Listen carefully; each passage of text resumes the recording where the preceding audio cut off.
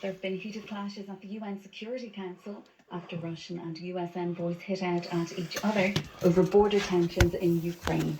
After trying to block the meeting, Moscow accused the US of engaging in hysterics and brainwashing people in the former Soviet Republic, while the US warned that the consequences of any move on Kiev would be horrific. Solange Moujon has more.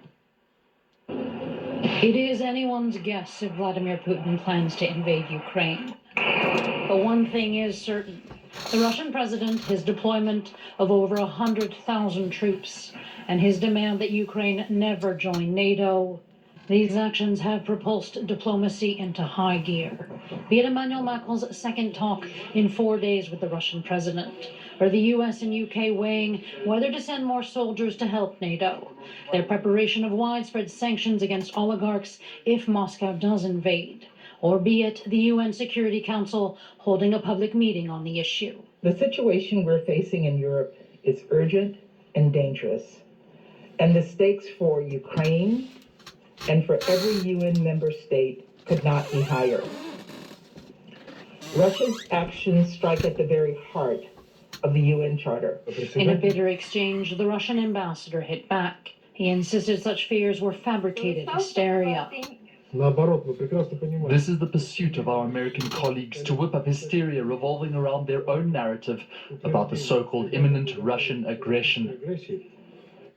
You see how they're manufacturing one thing and then contradicting it with something else?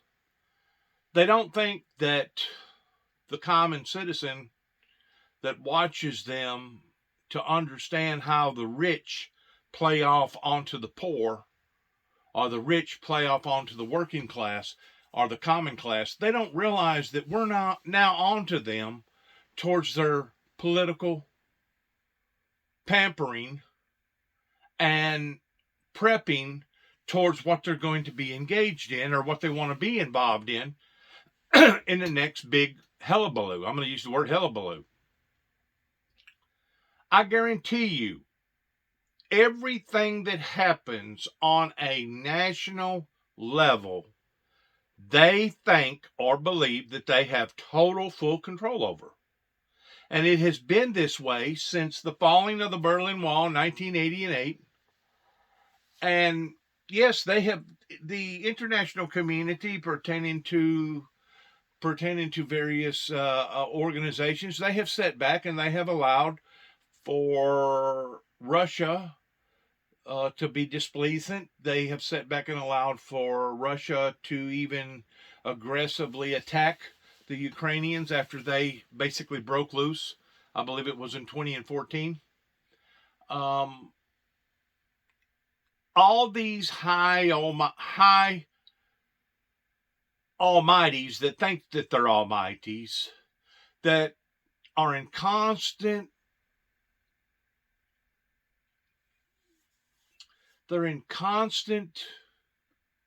motion towards what they're hearing and what they're seeing, has already been pre-planned, has already been forecast for the next 3 to 5, 7 years in advance. What has thrown them a curve?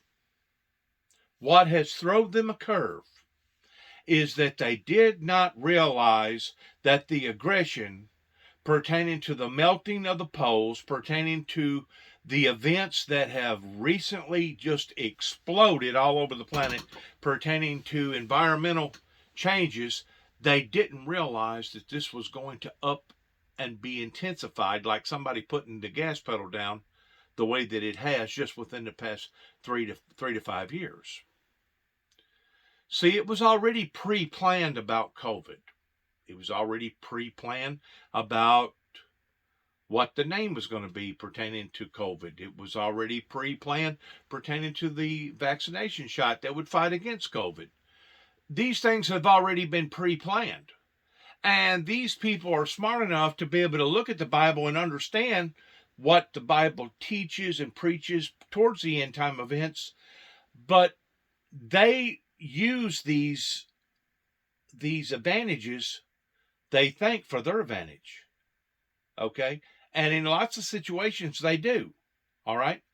But whenever it comes to them using somebody like President Putin as a ploy, basically using him as a hubba bubba, somebody that's going to reach out there and start something. Once more, the bigwigs, the wealthy and the rich, think that they have full control over all matters. The thing about it is, Lucifer don't have control over all matters. Lucifer has control over a great deal of the matters. The beast has a great deal of influences whenever it comes to him being able to control various things that happens up on the planet, but he is not in full control of the planet. Only the creator is in full control, and it's only the creator that allows for certain things to occur or happen, or don't allow for those things to occur, just like the Bible teaches.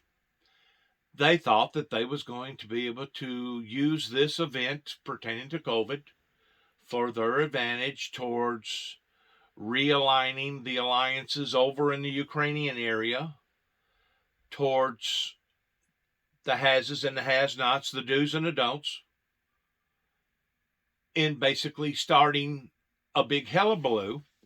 And I personally think the reason why that they're doing this is my personal belief, is that if they can create a diversion, if they can create something that will distract us, if they can create something that will take our mind off of one thing and put our mind on something else, then they feel like that they are in full control, because now they have created a diversion. Kind of like the same thing if you was at a little town back years ago and you wanted to rob the bank, you get your buddy to set a building on fire on the other end of town. That way, while everybody's running to one end of the town, you and your buddies are robbing the bank on this end of town. They're creating a diversion. Why are they creating a diversion? I believe that they're creating a diversion is because they know they have failed, and basically they themselves are quickening, mashing on the gas, and they're trying to come up with some sort of solution towards, my God, what kind of diversion can we cause? That way, not only the American people, but the world won't be able to figure us out. We don't want them concentrating on the things that we're involved in, because if they do, then they'll realize that in reality, we really don't give a damn about our own personal citizens, regardless whether it be the citizens over in Russia, or the citizens over in China, or the citizens over in this part of the world, or the citizens over here in this part of the world. They'll put on a front and they'll act like that they care. They'll put on a front and tell everybody, oh, I care about your family, I care about your children, just like if they was my own. Well, there may be a few out there that fit underneath that criteria. But by and large, whenever these people get in these high-ranking positions, the power overwhelms them to the point that now they become a slave to the very thing that they have created, which is a monster. They're hoping won't none of us figure out the monster. In the meantime, they're trying to create a diversion, a smokescreen. That way we won't figure them out. And it's basically the exact same thing that happened during the Vietnam War, whenever they all got together and decided that they was going to do something towards helping control one entity on one side of the world while they was reformulating another entity on the other side of the world, okay?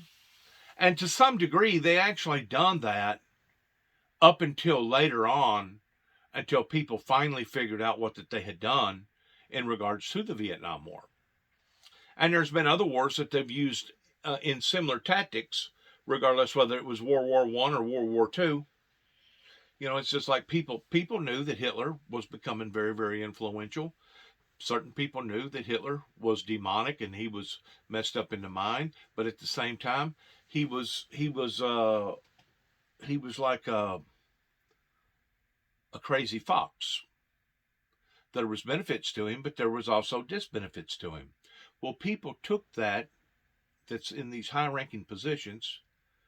They took that and used it for their advantage. And in doing so, it helped to diminish the population. I don't know how many millions of people in total. Russia really took it on the cheek pertaining to their people that sacrificed, and there was other countries that made great sacrifices towards diminishing their population. And once more, this is a way that the big boy, the big brother, can stay in check towards controlling the little guy, regardless of what country that you may be from. They have used this tactic again and again and again. And what they don't realize is that we're onto them in how that they create these diversions. And what they don't realize is because of the internet, we got almost just as much access to what's going on the other side of the world as we do on this side of the world.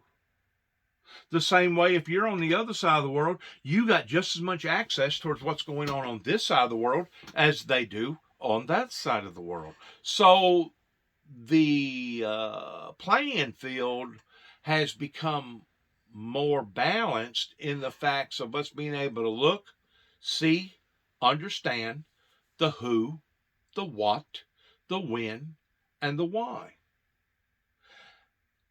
I have taken notice, and I've said this before on some of my other material, that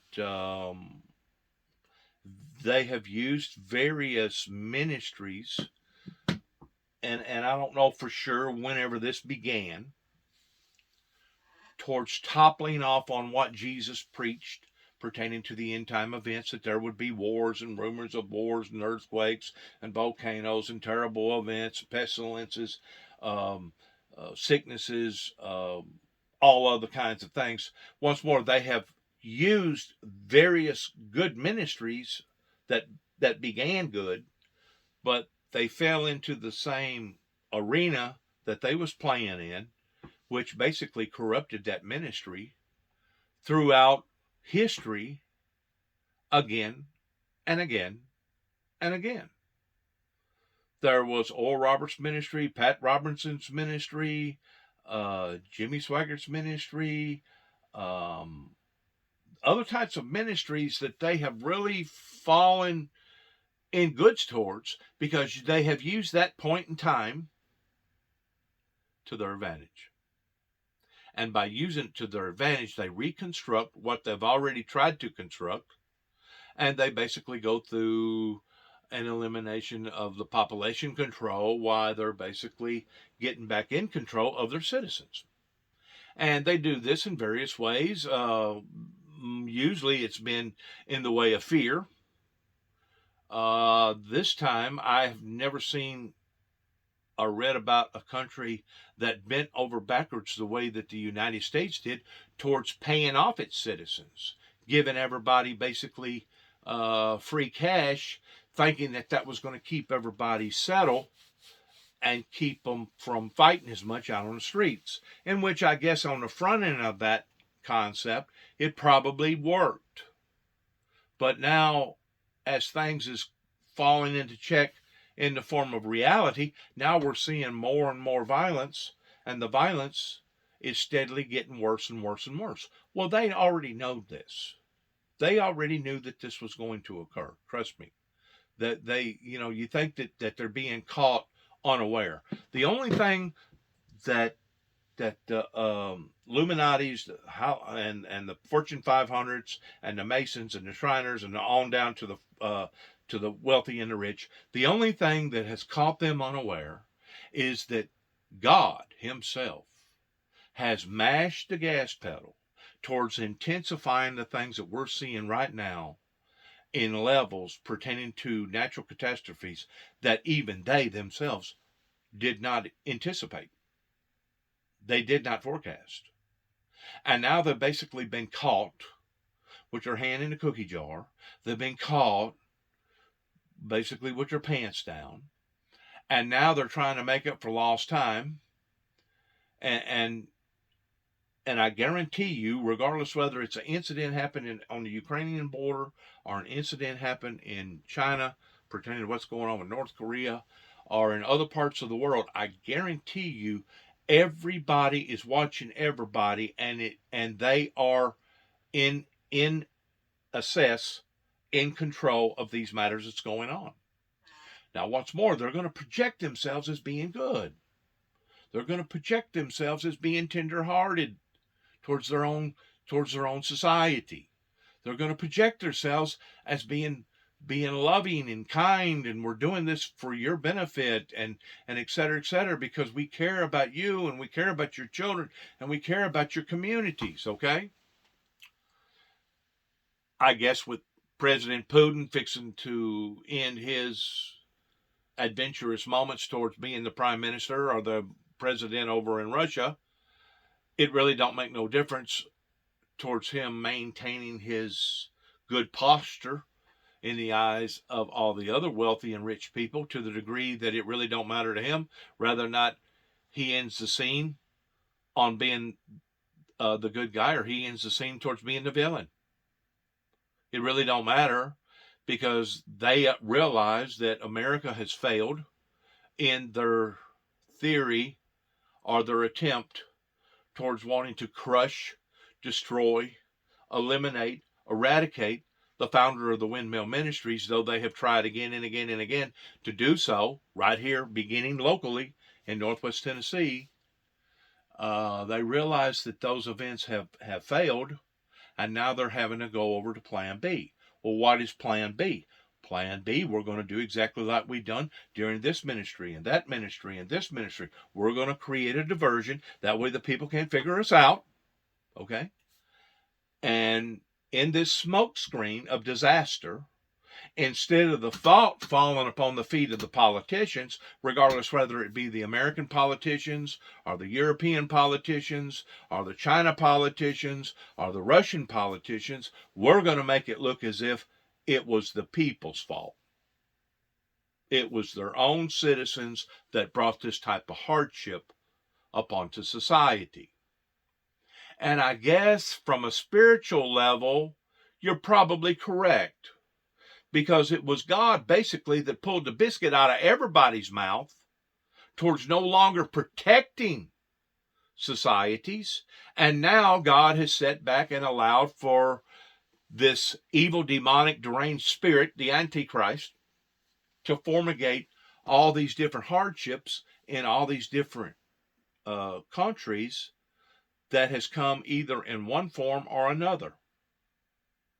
I'm going to repeat that. God has sat back and allowed. He has in lots of ways, he has released or taken away the protection that he had upon to the world, the elements of the world, and the creation of the world. Keep in mind, we're part of that creation. We are part of the creation that God created. Once more, he's the one on the throne. He's the one that says yea or nay. He's the one that allows for certain things to occur. Why does God do that? Because he's trying to get our attention. He's trying to perfect us. He's trying to tell us there in the first 3 chapters of Revelations, for he's not found our works perfect yet, to go back and to do our works over again towards getting things in a better shape pertaining to the church world here upon to the planet. And it talks about the one that's walking around of the candlestick, that's walking around where the 7 churches is. Well, that's definitely down here on the planet. That ain't up there in heaven. That's down here. It talks about the pertaining to the 2 witnesses that they'll come as like Christ-like, and it talks about the color of their hair eventually being white. It talks about the color of their eyes basically being deep dark brown. It talks about their voice being very, very abrupt. These things has already been pre-selected by the Father. And these people that are wealthy and rich and demonic are trying to constantly figure out what God is doing. once more, why did the Lord Jesus Christ speak in parables? He spoke in parables because he did not want the prudent and those that was wise to figure out what God and God's Son was necessarily saying. Why did he not want them to know necessarily what he was saying? Because he did not want them to retaliate in another resistance movement that would make them look good and God look bad. And that's exactly what Lucifer has tried to do here in America. I can't speak for all the other countries. I'm pretty sure they've probably been hoodwinked too as well. But that's one of the reasons why that I continue to tell people that all these hardships and all these bad things that continue to happen, regardless whether it's cancer, regardless whether it's a madman with a gun, regardless whether it be storms coming out of the sky, these are all elements of the evil one that has created these atmospheres. Lucifer, the Antichrist. And in doing so, Lucifer tries to persuade the citizens, the Homo sapiens down here on the planet, that it's not of him, but it's of God. That it's the punishment of God. Well, there is punishment in God. Don't think for a second that there's not. God brings punishment to those that he loves. He chastises those that he loves, and he chastens those that he loves. But God is not a destructor in that sense. The Bible actually teaches us the opposite. The Bible says that Satan is the author of confusion, and that he's out to kill, steal, and destroy. And if he can destroy your relationship, if he can destroy your life, if he can destroy your health, if he can destroy your commitment that you have with the true, righteous, holy God, and the next thing you know, you start blaming everything on him versus blaming everything on Lucifer, well, guess what? Lucifer has won you over. He has hoodwinked you. He has deceived you. Because now, instead of you blaming Lucifer for the hardships that has befallen up into your life, now you're blaming God. I'm going to just use this for another quick analogy before we get further into this. Job went through the exact same hardships that what I just got through explaining. The hardships of massive diseases and the hardships of monetary losing things, the hardship of his friends turning on him, and the hardship basically there towards the last as he was almost at a point of death, towards his relationship with his very own wife crumbling and being destroyed. Because she had been hoodwinked, and she felt like that all this had happened to him, to Job, not because of a test, not because of a trial, but she figured that Job obviously done something terribly, terribly wrong, to the point that God was actually in behind this towards doing this. Her next to best suggestion to Job was, why don't you curse God and die? Just go ahead and end it. Get it over. Job, because of his intellect, and because he was being driven not so much by the flesh, but by his soul, by his spirit, knew better than to curse God. Okay? And Job knew that these inflictions was coming up onto him, not because of the punishment of the Heavenly Father, but because the devil wanted to take him out. Why did the devil want to take Job out? Because the devil thought that he could win Job over. And because the devil could not win Job over, that's whenever he made some sort of a bargain or some sort of a plea deal with God in another competition. And that's the way you have to look at it. It was a competition whenever the Lucifer come to God and said, well, you got this hedge around him, and I can't do nothing with him. And because of it, that's the only reason why that he's serving you and being as obedient to you as he is. And it was kind of like a dare. Lucifer at that point in time was daring God. I dare you to take the protection away from Job. And if you do, I'll win him over. Well, guess what? God went ahead and went with the dare. And ultimately, in the end, Job did not get won over, because Job was smart enough to identify that all these different factors that had happened to him was happening because the devil was trying to take him out. The devil seen Job as an enemy. And that's basically what we're in. We're in a warfare between good and bad. And if the devil can convince you that it was God that brought this punishment into your life, that it was God that actually took out your sibling or destroyed your house or brought this disease into your life or caused this war, and you start blaming God for all these problems, the devil basically has won you over. Because now, instead of you looking at the glass of water towards it being half full, now you started looking at the glass of water towards it being half empty, which is a negative sense in regards towards the Heavenly Father. So what these wealthy, rich people are doing, whenever they sit down and they discuss these things, and they hook up with all these different satellite communications, and these are the things that they're doing on the front end. It's the back door deals that are going on that we don't know about. Those are the manipulators. Those are the ones that's being deceitful. Those are the ones that's working basically for Lucifer in trying to create a smokescreen. That way we'll feel like, oh, okay, so because that happened, this happened, because this happened, that happened.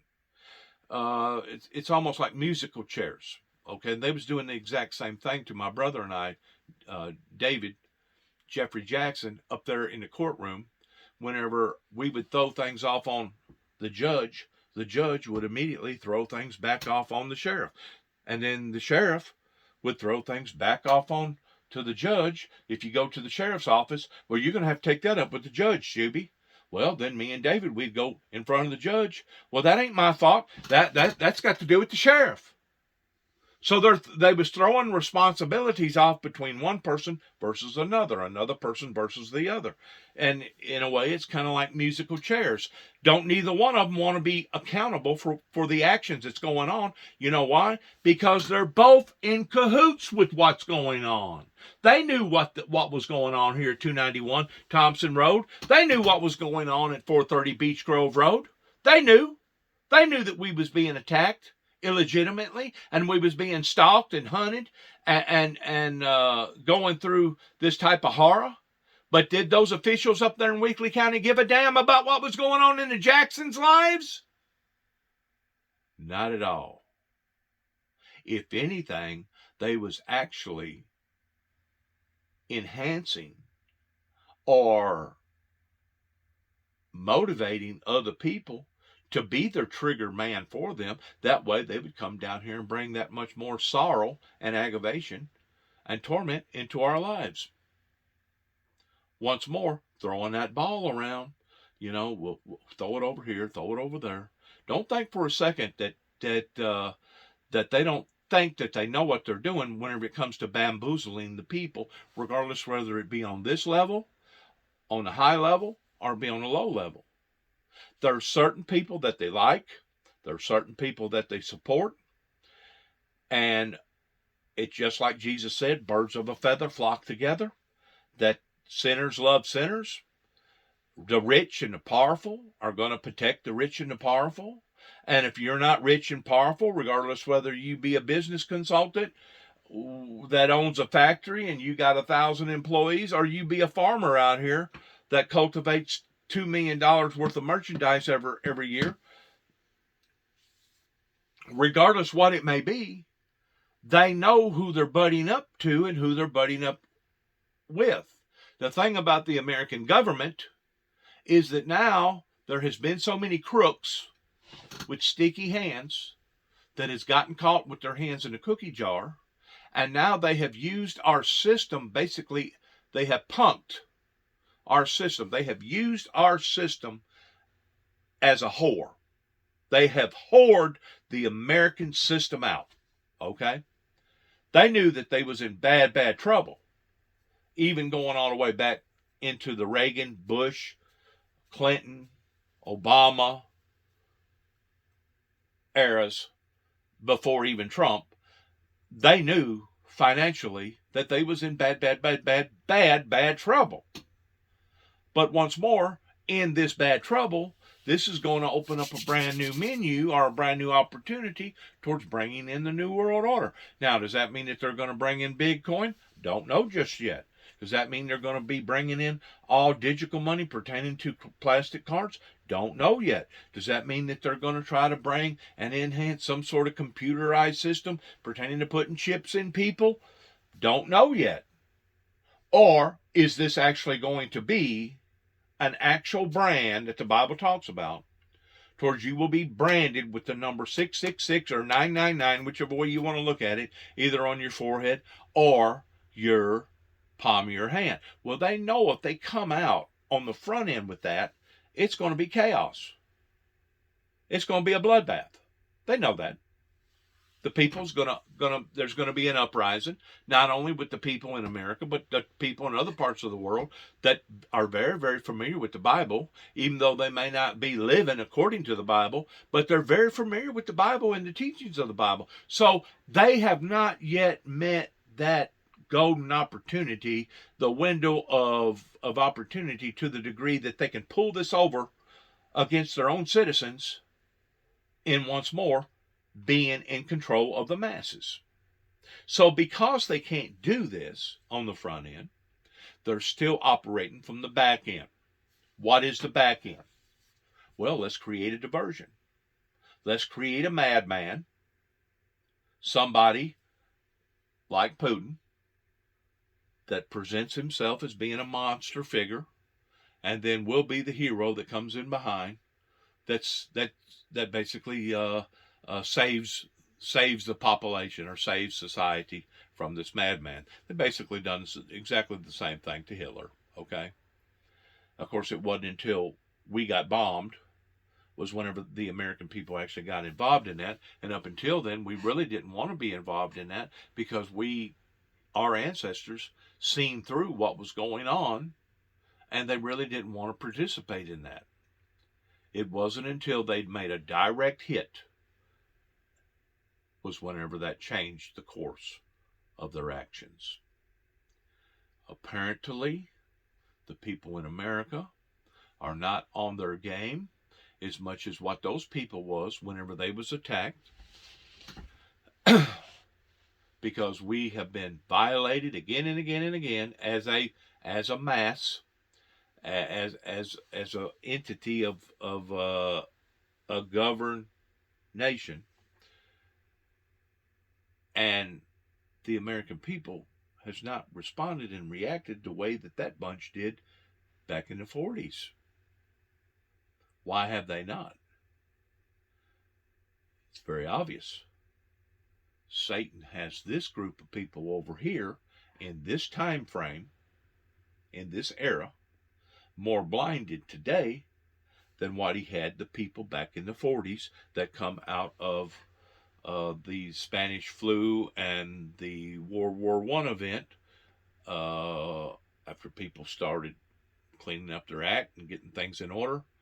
They conducted themselves in a very, very shameful way during the Spanish flu era, and they decided to kind of halfway straighten up. Was there still rootless people out there? Daggum right it was. Look at the history pertaining to Al Capone and Machine Gun Kelly and Scarface and all the other rioting that went on with the gang members, because it was survival to the fittest. Okay, and it was like do it to them before they do it to us. That was the position that Satan placed people's lives in towards survival. And of course, it wasn't until the laws of the land finally established what needed to be established towards quieting all that down pertaining to prohibition, and they went from one event of it being totally out of control during the 20s and the 30s till after the war, and they calmed down. They calmed down because they become a praying society, and they was praying for their children that was at war. Okay? Well, since World War II,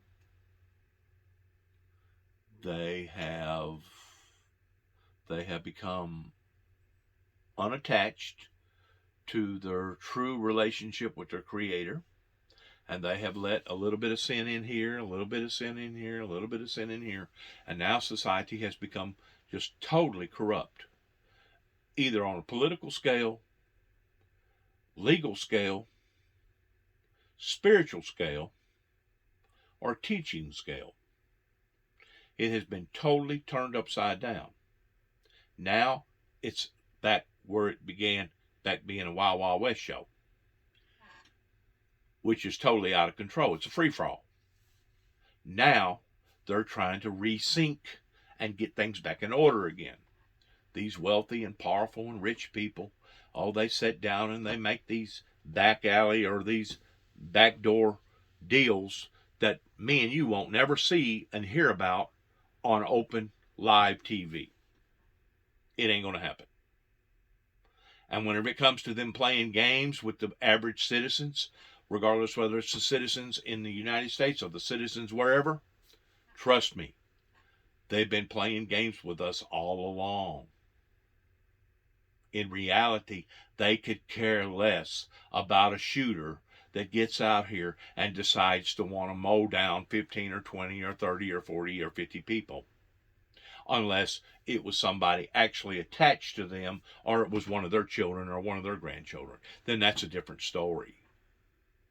But as far as their paycheck during the collapse of the real estate collapse, which was the latter part of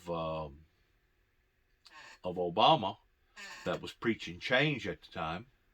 I think it was in 2008, leading up into 2009. Fuel went to like $4 or $5 a gallon. I mean, I was out there on the road. I was working at the time, and I was being self-sustainable that way. But it basically just almost shut down America because of the way that they was handling things.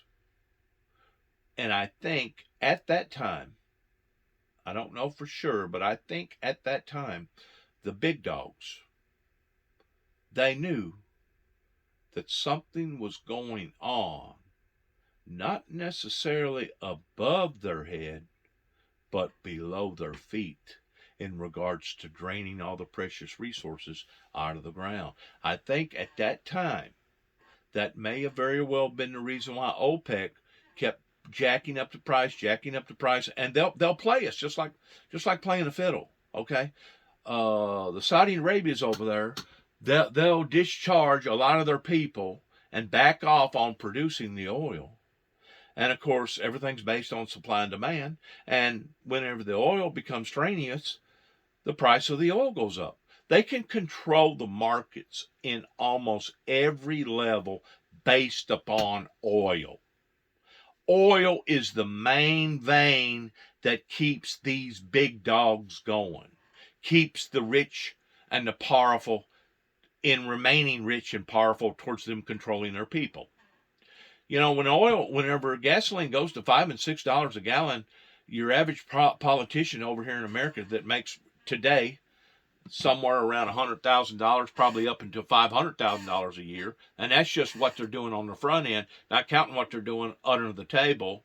But if gasoline goes to $5, $6, $7 a gallon over here in America, that's not hurting them. That's not hurting them. Now they'll play off like it is, and they'll get on TV and they'll beller and they'll moan and groan and they'll complain just like everybody else. But in reality, they've got so much money to blow for them to lose out on an extra. Let's say they drove a long distance, and let's say they lost out on a $200 a month because of the jacking up of higher prices. And if you add in jacking up the price of milk, jacking up the price of that. Let's say they spend an average of $200 more a month than what they normally was. Well, whenever you're taking somebody that's making $150,000 a year, $200 a month, that ain't really all that much of a dent. But whenever you take people that's on a fixed income, or you take people that's working for peanuts, barely making minimum wage, in which the minimum wage, I think, here in the state of Tennessee is still $7.25 an hour, which, as far as I'm concerned, is just absolutely brutal. It's absolutely cruel and inhumane that our workman's comp is that low in America, even though Tennessee is considered a cheaper state to live in if you're at the right place, if you've been fortunate enough to maybe have your own property. But if you're not, and if, let's say, you're living in Nashville and you still got to come up with a $1,200 a month house payment plus another $700 or $800 a month car payment, in reality, Tennessee is really not that cheap of a place to live in. It's only cheap to live in certain places, and it's only cheap to live in providing that you've made some sort of headway towards inheriting something from your parents, and you're very smart and conservative with your money. That's the good thing about Tennessee, and that's the way that a lot of people, I'm going to say probably 20% of the people, the citizens in the state of Tennessee, can rely upon. Everybody else lives up in New York, California, Aspen, Colorado, et cetera, et cetera, et cetera, Miami, whatever. They're paying high prices. They're paying extremely high prices for their mortgages. They're paying extremely high prices for their taxes. They're living that life of, instead of driving an old beat up Ford, they're driving a BMW or a Lexus or a SUV or whatever, and they give the appearances towards really looking very predominant, but in reality, they're being strained too, unless they're one of them. If you're one of them, they're in control of the pork. And if you're in control of the pork, if you're in control of the money, you can create your own money. You can just tell the minting agency, hey, boost it up. We want some more. We want to create this amount of money every month instead of that amount. And of course, these politicians that are constantly playing the game of the black market under the table, they're basically all taking advantage of their own citizens. And it's not just the American people that have been bamboozled, have been cheated, have been deceived because of this type of leadership, but it's been people all over the world. That's the reason why we're seeing people stand up and protest the way that they're protesting all over the world, is because people are wisening up to this and how they play us, just like playing a fiddle, because they know the game inside and out. If we reduce the oil production based off supply and demand, eventually the demand will outweigh the supply, and then the supply goes up. They have done it again and again and again and again. Trust me, they play the market to their advantage, not to ours. They'll make you think that it's for ours. They'll make you think it's for our advantage, but in reality, it almost never is. Let's listen to this, please. The logistics of all this is that Russia takes over the presidency on February 1st. The U.S. said the 2-hour meeting was nonetheless an important display of resolve. Meanwhile, Russia says it will not back down in the face of American threats of sanctions. I get it and I'll fix it, says Boris Johnson as the British Prime Minister lives to fight another day. He's apologised to Parliament after the publication of a long-awaited report into lockdown parties at Downing Street. The inquiry found there'd been a serious failure of leadership, but Johnson is again brushing off calls to quit over the Partygate scandal and insisting that his government can be trusted. Claire Rush has the details. Fending off fresh opposition calls for his resignation, British Premier Boris Johnson apologised for the parties held at Downing Street during lockdown and vowed administrative changes to the Prime Minister's office. Firstly, I want to say sorry. And I'm sorry for the things we simply didn't get right, and also sorry for the way that this matter has been handled. We are making changes now. These are the rich people. These are the rich people trying to manipulate various markets and manipulate things in their favor. Senior civil servant Sue Gray. She found that the behavior surrounding the gatherings is difficult to justify and that some of the gatherings represent a serious failure on the part of the government. Gray has admitted, however, that her report is limited in scope due to an ongoing police investigation into the events, a point seized upon by the opposition. We now know that 12 cases have reached the threshold for criminal investigation, which I remind the House means that there is evidence of serious and flagrant breaches of lockdown. Police say they plan on questioning people connected to the lockdown parties. We're looking at individuals and the roles of those individuals at the alleged events that may have happened. We're currently assessing that, but we're looking at individuals. We're not looking at organisers, but we are progressing that through the relevant regulations that were applicable at that time. Weeks of revelations in the British media have seen leaked photographs and emails indicating repeated breaches of the government's own COVID rules during a period spanning May 2020 to April 2021. The so-called Partygate scandal has posed one of the greatest threats so far to Johnson's premiership. Finally, for now, it's goodbye to the ox and hello to the tiger as China celebrates the Lunar New Year. Coming just days before the opening of the Winter Olympics in Beijing, the Games have been making their mark on the festivities. Sporting-themed ice sculptures were created for the celebrations in Harbin City, including towers built with ice cubes and Olympic rings and mascots. No stranger to icy spectacles, the city hosts the world's largest snow sculpture festival each year. And we leave you with those images. Do stay with us at France 24.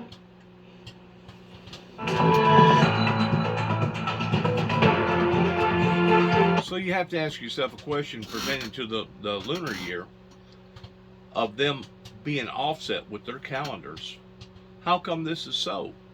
You know, I thought the computer was supposed to bring everybody together. I thought the internet was supposed to bring everybody together. Well, there are certain people that play by that game, and there are certain people that don't. It's very hard to change a lot of these cultures, not just in their concept towards their religion, but in their concept towards how that they run their program and how they base their calendars and what they do to their citizens and what they don't do. A lot of these countries, they got a mind of their own, and they're not going to improvise whenever it comes to them changing to the Western world. They don't want to. They ain't aiming to. It's a barbarian, heathenistic way of ruling their people, and until their own people rise up against that type of tyranny, it'll probably remain that until the very end of time. That's the reason why I continue to keep saying again and again and again, 30 plus years ago, whenever the American politicians and preachers tried to take this message and sweep it under the rug towards promoting peace on the front end, but going to war on the back end, basically burning the candle at both ends. Now they have brought destruction, not just into their lives, towards taking advantage of the system, using the system, whoring the system out, but now it's fallen upon to the lives of everybody. And until we, the people, are willing to stand up against this type of abuse, we're going to continue to see them play again and again and again the same game on us and against us every time. People said that you were finishing each other's sentences. A lot of people thought you were twins, in fact, but with time you've really affirmed your differences. Jenny, would you say that Two Ribbons is about your evolving friendship? It's kind of about both of our lives through a period of time and kind of how we've both kind of grown up almost, but like into different people.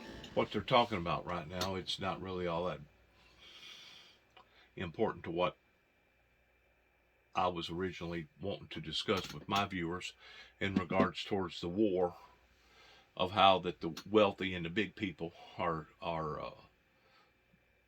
playing games with their citizens towards acting this way, but in reality doing something different. I guarantee you, whenever it comes to the money that has been lost and the money that various governments have had to put out for their citizens just within the past 2 years because of COVID getting so aggressive and COVID being so out of control,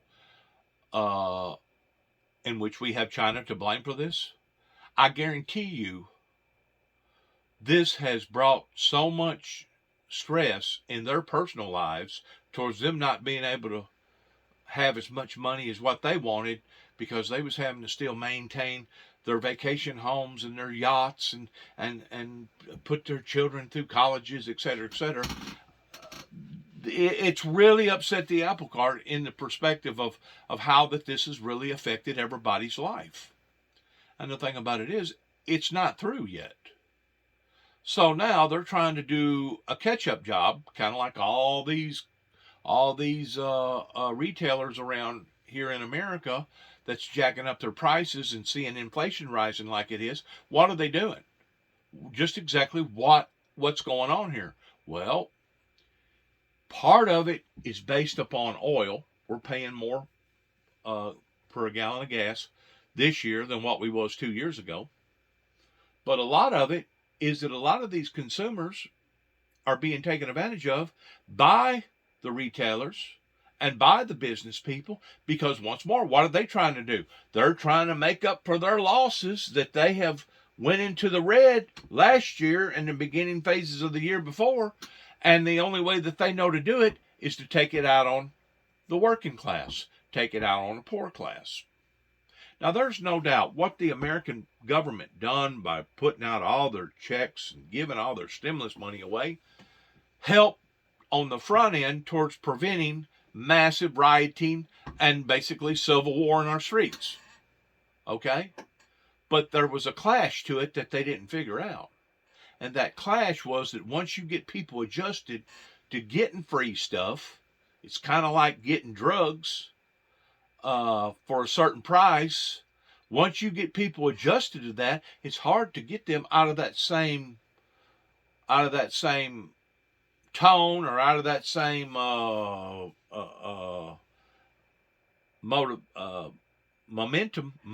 It's hard to get them out of that same momentum towards lounging around and being lazy and staying at home all day playing video games, or having sex with whoever or whatever, or getting high all the time. It's hard to get people out of that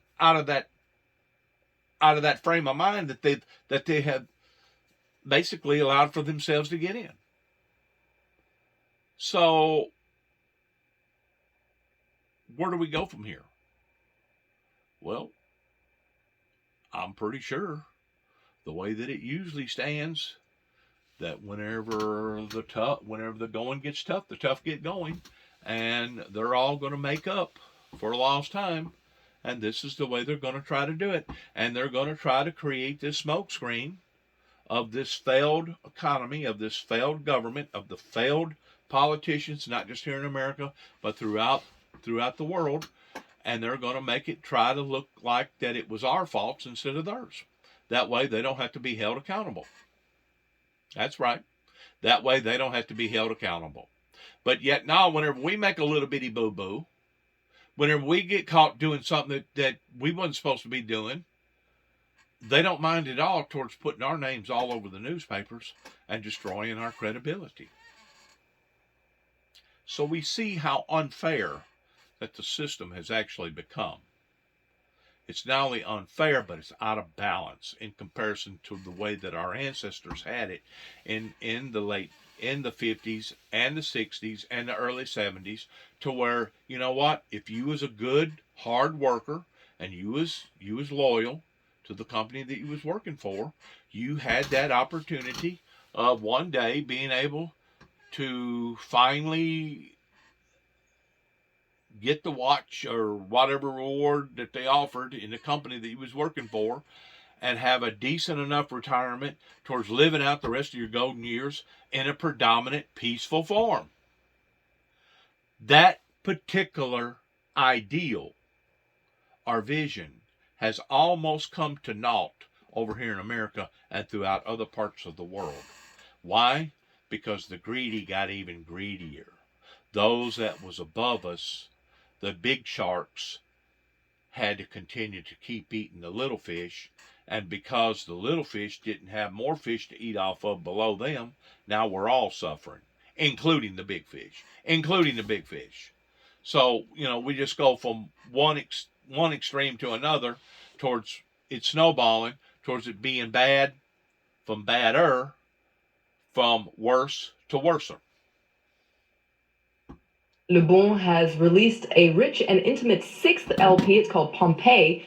The backdrop to her creation was the pandemic isolation, composed entirely alone in what she described as an uninterrupted vacuum. The result is a very introspective and somewhat subdued record. It's quite a good companion piece to collective lockdown in general. Check out this track. It's called Moderation.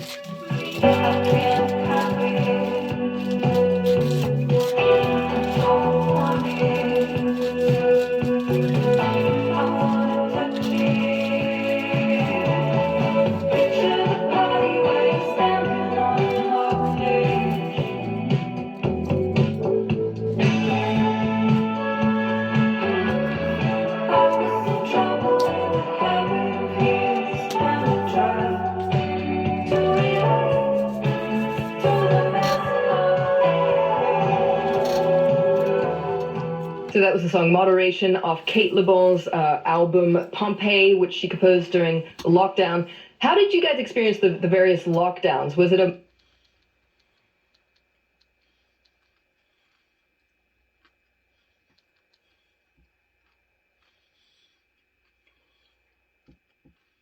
Stem the spread of COVID, which is really at the heart of all of this. People are just frustrated and just over it, and the more misinformation that's out there, the longer we have to suffer through this pandemic, and I think that's at the heart of everything. And Neil Young and Joni Mitchell, of course, have been the crusaders for change before. What can a younger generation of musicians perhaps learn from their willingness to take a stand? And why do you think younger artists didn't join them or haven't yet? Really good question. It's not like younger artists haven't taken the tech companies to task before, because they have, and Taylor Swift is probably the most memorable and the best example. She was advocating for better rates for artists on free tiers, because a lot of these tech platforms have a free tier and a premium tier, and she was able to get Apple and Spotify to acquiesce. So it's not like the young artists aren't active when it's something that matters to them. I think politically, you're always going to be reticent in coming out, alienating some of your fan base. So that may be why some of them have kept quiet. But ultimately, there's this other tricky part of it, which is that really only the rights holders can demand that their music be taken down. And most artists, the vast majority of artists, are not rights holders. Their record companies are. Taylor is the exception. Someone like Drake is also an exception, but they're few and far between. So it's not like, Justin Bieber can just raise his hand and say, yank my music, because he might not be able to. He doesn't have the rights to his own music. The music industry is a very strange business. I don't know what to tell you. It gets more complicated the deeper you go. Yeah, no, that's a good point. Shirley Halpern. And what you just got through saying is very true pertaining to contracts that you make with various people out there. That's going to market your work. Sleep. I decided to order it. It's going to market your talents and make a limited time with something so valuable help to promote a good living for not only yourself but help to make a good living for themselves, because they're not going to do what they're going to do for you for free. And I was sort of going against public health guidance, even though later the guidance changed, right? Things do shift, some because the virus changes, our understanding of the virus changes, and some because the public health bureaucracy can be sort of lumbering and slow. And I think that they take advantage of the uncertainty that creates and act like there's something. See, it won't be long until they'll create something, a diversion, that will be worse than COVID, and all of a sudden the cameras will roll. They're constantly in formation. They're constantly rolling from one thing to another, depending upon whatever the rich and the wealthy people want to put on the front burner. And it won't be long until COVID will just become like a normal flu, and it won't even hardly be talked about. That's what they're hoping. They're hoping that the next adventure in bringing destruction into so many people's lives that they're basically going to make money off of, they're hoping that eventually it will roll. There used to be a toy out there that it would run for a while on 4 wheels and then it would roll over, kind of like I don't forgot now what they call that. It's not the Terminator. It's some other kind of deal where the car turns into a robot and the robot can turn into a car. But they actually have a toy that will roll for a while, run for a while, and then it'll roll again, and it'll run for a while, and it'll roll again. Kind of like a worm. You know how a worm takes its body and it takes its head and it moves forward, and then it drags the rest of its body with it, and then it takes its head and it moves forward and it drags its body with it. Well, that's the way the world rolls.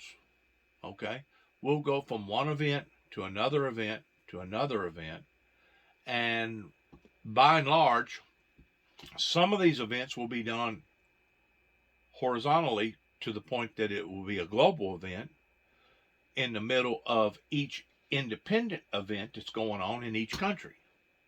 We have become so intricately connected with the internet pertaining to various social media platforms that this monster that they're creating never stops rolling, never stops going from one extreme to another extreme.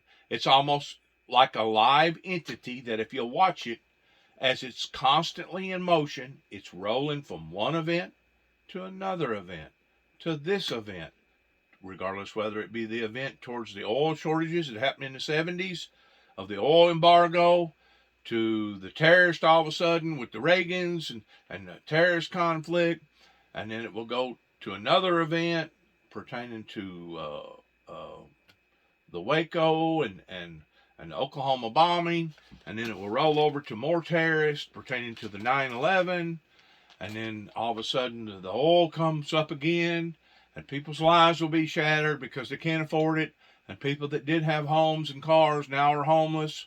It's constantly in motion, and they know it.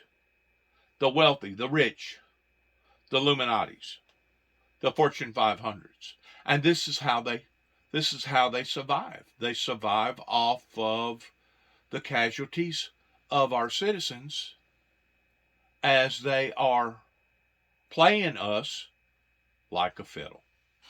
It's really sad. It's very, very cruel and unhumane. 7-episode single arc podcast called Bagman. And it was about Nixon's vice president, Spiro Agnew, and him running a bribery and extortion ring out of the White House. These young federal prosecutors in Maryland basically stumbled onto the evidence of him being a crook and literally taking envelopes of cash across his desk while being a public official. They put together this criminal case against him, even though he was the sitting vice president. And it was all right in the middle of Watergate. It was only thanks to those prosecutors that we didn't end up with President Agnew when Nixon resigned in disgrace. It would have been, after the national trauma and disgrace of Watergate, it would next have been President Agnew, the felon, presumably taking envelopes full of cash in the Oval Office instead of in his vice presidential office.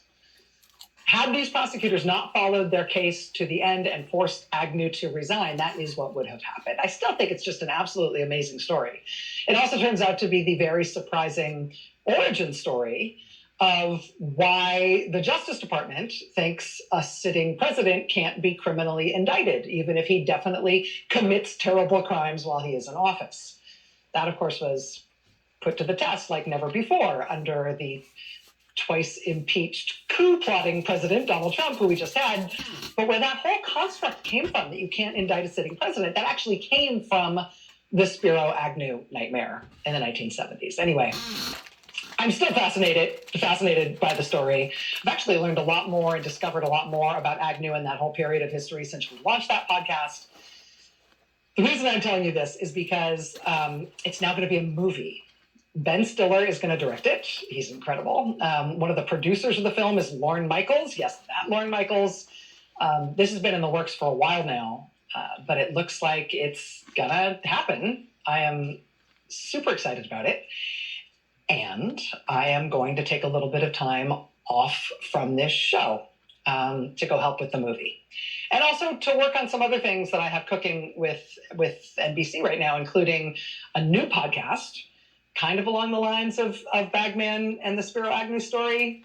I mean, it's on a totally different topic, but when I say along the same lines, I mean to say it's got a specific arc. It's a specific story. It's a reported journalistic tale. It's not just like a jibber jabber podcast where I chat with people and admit I haven't done the reading. It's a real thing on a story that I've been starting to research and report for the last few months now. I am super excited about it. Super excited to tell you about it when I have more to tell. So just like late night hosts sometimes go on hiatus in their shows, I am going to go on hiatus for a little bit here from this show so I can work on some of those other projects. In addition to the movie, the Bagman movie, and the podcast that I'm working on, the paperback of the Bagman book is also coming out in just a few weeks. It's coming out in April. There's also an adaptation of a different book that I want to try to make for TV as well that I've just started working on. There's all this stuff I've been working on that I want to work some more on. So as you can tell, I'm nervous about all of this. It's a change in my life, but it's all for the good. I will be here this week through Thursday of this week, and then the hiatus means I'm just going to be off for a few weeks, off from doing the show. I'm not really going anywhere. I'll be back for the State of the Union and for other big news events. In the meantime, I will also be back doing the show again before you'll even miss me. I'll be back in April. And there may eventually be another hiatus again sometime in my future, but for now, we're just taking it one step at a time. Again, I'll be here through Thursday this week, and then I'm going to have a few weeks off. And of course, while I'm away, the show will continue to be run by the absolute best producers in this entire business, by the amazing staff of this show. So don't worry, you will be in very, very good hands. Change is good. Change is absolutely terrifying. But in this case, it's good. So now you know. Let's never speak of this again. Okay. All right, enough of that. Let's get started. Tonight, CNN had this scoop, which has since been confirmed by NBC News. The chief of staff to former Vice President Mike Pence has given testimony to the January 6th investigation, apparently for hours. This apparently happened Wednesday last week, pursuant to a subpoena that was given him, but nobody knew about it until tonight. Nobody knew about the subpoena, let alone that he had testified. Sort of a good reminder that the January 6th investigation, they do announce some of their steps publicly, but not all of them. Pence's chief of staff testifying, it would seem to be kind of a big deal in this investigation. But if you think about how he fits into this, right, we've talked about on the show the effort to overthrow the government and prevent the new president from taking power last year, that scheme basically played out in three places, like on three levels. First was in the states, where they ginned up these fake claims of fraud and election irregularities to try to justify throwing out the election results in those states where Trump lost. And where in at least 5 states, Republicans actually got together and forged paperwork proclaiming themselves to be the electors from that state, even though they weren't. That paperwork was sent into Congress and to the National Archives to make it look like those states were casting their electoral votes for Trump when they were not. So that all happened in the states. Level 1 was in the states. Level 2 was at the Justice Department, where what they tried to do was use the U.S. Justice Department, from U.S. attorneys all the way up to the Attorney General's office. They tried to use the Justice Department to give some kind of air of authority to these fake claims about fraud from the states, and to encourage Republican state legislatures that they really should falsify the election results in those states and throw out the real electors. So level 1 was at the states, level 2 was at the Justice Department, but then level 3 of the plot, which is the one that we saw the most of on January 6th, was the targeting of Mike Pence, specifically in his role actually opening and counting the electoral votes in Congress on January 6th. There was all this pressure and intimidation directed at Vice President Pence personally from President Trump and from others who were part of the plot.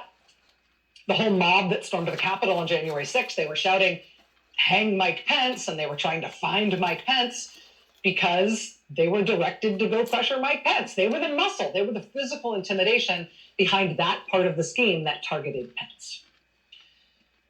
The former President Trump, just last night put out one of his oddly punctuated statements with random words capitalized, in which he just said outright, bluntly, that he did want and expect Pence to use that role in counting the electoral votes to actually overturn the election results. He said, quote, "Mike Pence did have the right to change the outcome. Unfortunately, he didn't exercise that power. He could have overturned the election." Just saying it bluntly now, not hiding from it. It is still an open question as to whether or not Vice President Pence himself is going to testify to the January 6th commission. But we now know his chief of staff testified, and that's a big deal. Not only was his chief of staff, Mark Short, with Vice President Pence on January 6th, including being in the Capitol with him while the mob of Trump supporters was hunting him in the halls of the Capitol. But Mark Short, Pence's chief of staff, was also with Vice President Pence 2 days earlier, 2 days before January 6th in the Oval Office. On January 4th in the Oval Office, that was the meeting where former President Trump and this lawyer, John Eastman, reportedly tried to convince Pence in person that he shouldn't count the real Electoral College votes. He should reject them, or he should refuse to open them, or he should refuse to recognize that the real votes were the only legitimate electoral votes from that state. And maybe there might be others, right? Maybe those forged slates of electors should count just as much. Or if there were 2 sets of electors, real ones and forged ones from some states, that should be grounds for throwing out that state's results entirely. They were trying to get him to not do a real Electoral College count. And they reportedly pressured Mike Pence to do that in person in the Oval Office on January 4th. And Mark Short was sitting right next to Mike Pence during that meeting. And Mark Short has just testified to the January 6th investigation for hours. So as far as this investigation goes, that testimony would seem to be a big deal. The Washington Post has also got some strange but true news tonight about the documents, the more than 700 pages of White House documents that Trump had tried to keep secret from the January 6th investigation, but he was ultimately forced by the courts to hand those documents over. These are documents that were in the possession of the National Archives and Records Administration. National Archives holds all presidential records, all White House records. Politico had reported back in 2018, can't believe this is coming back in this way now, but Politico had reported in 2018 that even though there's a law that says you have to preserve all White House records, they have to go to the National Archives. It's illegal to destroy them. Despite that law, Politico reported in 2018 that one of the odd hallmarks of the Trump presidency is that they broke that law every day. That Trump made a habit of tearing papers up, physically ripping them apart as soon as he had seen them, ripping them just in half, or sometimes ripping them into teeny tiny little pieces. I still remember that article. It was so weird and so good. It was by Annie Carney at Politico. And the headline was, "Meet the guys who taped Trump's papers back together." Quote, "The president's unofficial filing system involves tearing up documents into pieces, even when they're supposed to be preserved." Well, apparently that habit persisted through to the end. This is the Washington Post reporting tonight. Quote, "When the National Archives and Records Administration handed over a trove of documents to the House Select Committee investigating the January 6th insurrection, some of the Trump White House records had been ripped up and then taped back together, according to 3 people familiar with the records. Former President Trump was known inside the White House for his unusual and potentially unlawful habit of tearing presidential records into shreds and tossing them on the floor, creating a headache for records management analysts who meticulously used Scotch tape to piece together fragments of paper that were sometimes as small as confetti. Despite the Presidential Records Act, which requires the preservation of memos, letters, notes, emails, faxes, and other written communications related to the president's official duties, the former president's shredding practices apparently continued well into the latter stages of his presidency. The National Archives today said in a statement that records turned over from the Trump White House, quote, included paper records that had been torn up by former President Trump. The statement came in response to a question from the Washington Post about whether some January 6th related records had been ripped up and taped back together. Ah, yes, all totally normal. So the courts had to force him to hand over those documents, but when they were handed over, they were all torn into bits and Scotch taped back together. Totally normal. There had been headlines in every major paper in the country yesterday and today about former President Trump this weekend, pledging that he would pardon people arrested for their part in the mob attack on the Capitol on January 6th. He didn't hint at it. He said he would do it. And this was amazing to me. This was the moment at his rally this weekend at which he said he would pardon the January 6th defendants. And we all know what happened on January 6th, right? We specifically know what happened to police officers. Literally 140 police officers were injured by the Trump mob attack on January 6th. Police officers were tased, beaten, stomped, speared, dragged down flights of stairs, punched, they had broken bones, they had chemical burns. And so here's the moment at the rally, and here's these folks standing right behind Trump wearing Cops for Trump t-shirts, while Trump is saying that he's going to pardon all the January 6th defendants because they've been treated so unfairly. Yeah, cops for Trump. Wait, cops for what now? You're going to pardon who? For what? Cops for Trump. The importance of him promising those pardons is hard to miss, right? I mean, for one thing, it will have a current effect on the hundreds of ongoing prosecutions related to January 6th, because if those defendants think that Trump will give them a get-out-of-jail-free card if and when he gets back into office, well, that's, reason for them not to cooperate. Well, see, that's not how I'm reading it. I'm reading it like this. Trump just basically opened up a brand new avenue pertaining to admitting the guilt. He is admitting the guilt that those people got treated unfairly.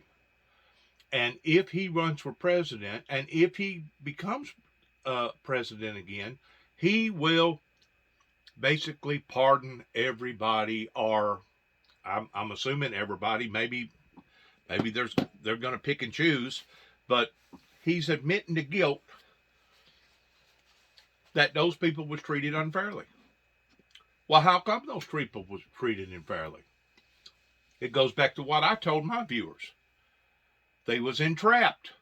They was lured into that. The powerful, the rich, playing with the working class, the poor class, once more. And I think they know that we're onto them. And this is how that they're trying to make up for doing us wrong. The thing about it is, now, prior President Trump just basically stuck his own foot in his own mouth by admitting to guilt that, yes, those people was treated unfairly and unjustly. So now where do we go from here pertaining to not only that, but where do we go from here as a nation whenever he said if he runs for president? Well, he had done already lied to the American people by telling them he was going to run for president. So whenever you get to looking at these double standards, whenever you get to looking at the candle being burnt on both ends, and you tell one story, or you tell one lie to cover up another lie, and then you tell another lie to cover up that lie, it's obvious what is going on here. We're dealing with a government that is out of control. We're dealing with a government that could actually be embracing a major conflict in its own country. That way, the diversion that they're creating, instead of the blame going towards them, we'll think that we created it for ourselves. The thing about it is, this has been building, going all the way back into the Reagan era. This has been building. It's been snowballing, and it's been getting bigger and bigger and bigger and bigger. They've been constantly kicking the can down the road. Well, we're gonna do this. Well, we're gonna do that. But everything that they've done has added insult to misery to the problem at bay. And instead of our government being part of the solution to the problem, they themselves has created the problem. They have created this problem, and you have to ask the reason why, the who, the what, the when, and the why, and you have to break it down into a fundamental procedure of just exactly what would have motivated a man to have done this. That's part of it. Now look at the other part. The politicians could have pulled him off. They could have stopped this maniac, this bozo clown, this circus. They could have stopped it a long, long time ago. But they didn't. And the FBI didn't, and the U.S. Marshals didn't, and the people that's up at the top of the chain didn't stop it. So it makes me believe that they're an accessory to the crime that Donald Trump was a part of. So this isn't just a little bitty thing, and it just isn't just a few people that was involved in this. This is a great big thing that actually is worser and goes beyond any type of enemy or terrorism that we have ever had, including Hitler.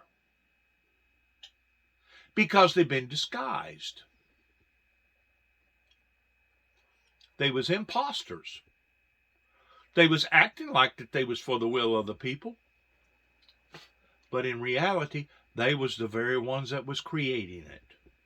They have let this thing get out of control, and this is the only way that they know to gain it back in control, is to let it go ahead and go all the way out of control.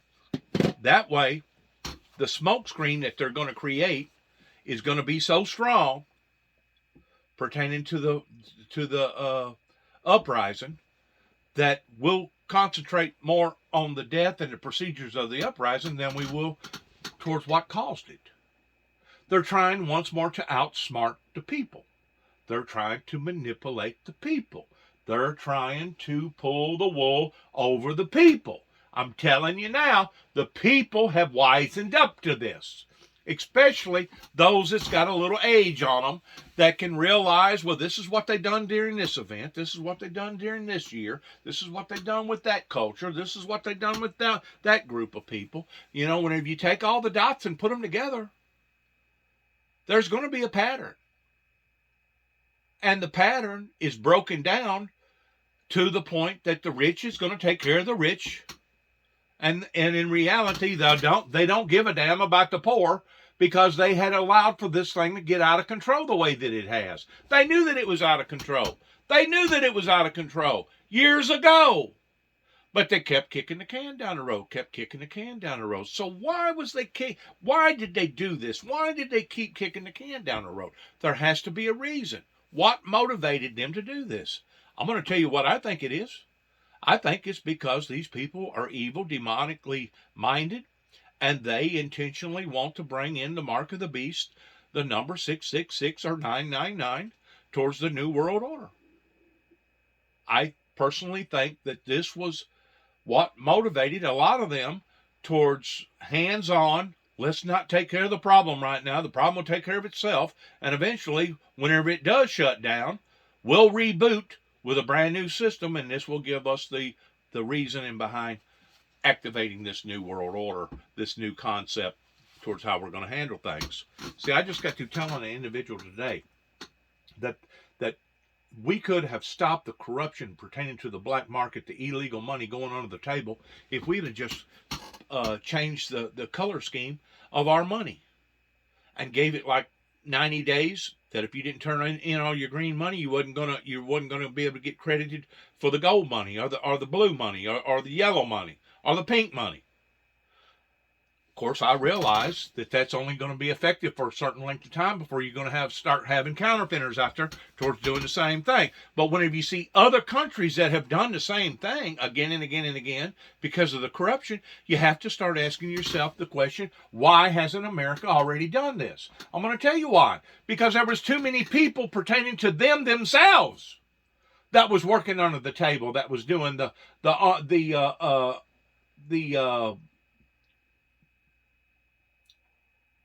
backdoor deals, that was making the cash deals. Everybody, I say everybody, a lot of people have taken advantage of the system. They have whored our system out. They have pumped our system to the point that now we're all staring down two barrels wondering what the hell are we going to do now at being $30 trillion in debt. You know, if we was to go to war right now, let's say it turned into a major event similar towards what went on during World War II, how are they going to pay people if we're already $30 trillion in debt? Are they going to start writing IOUs out? Are they going to offer land grants like they did during the Revolutionary War? I'm telling you, our politicians has put us in a position that I don't think the American people has ever been put in. Because the enemy isn't no longer just at bay. The enemy is in the chicken coop. He's here amongst us.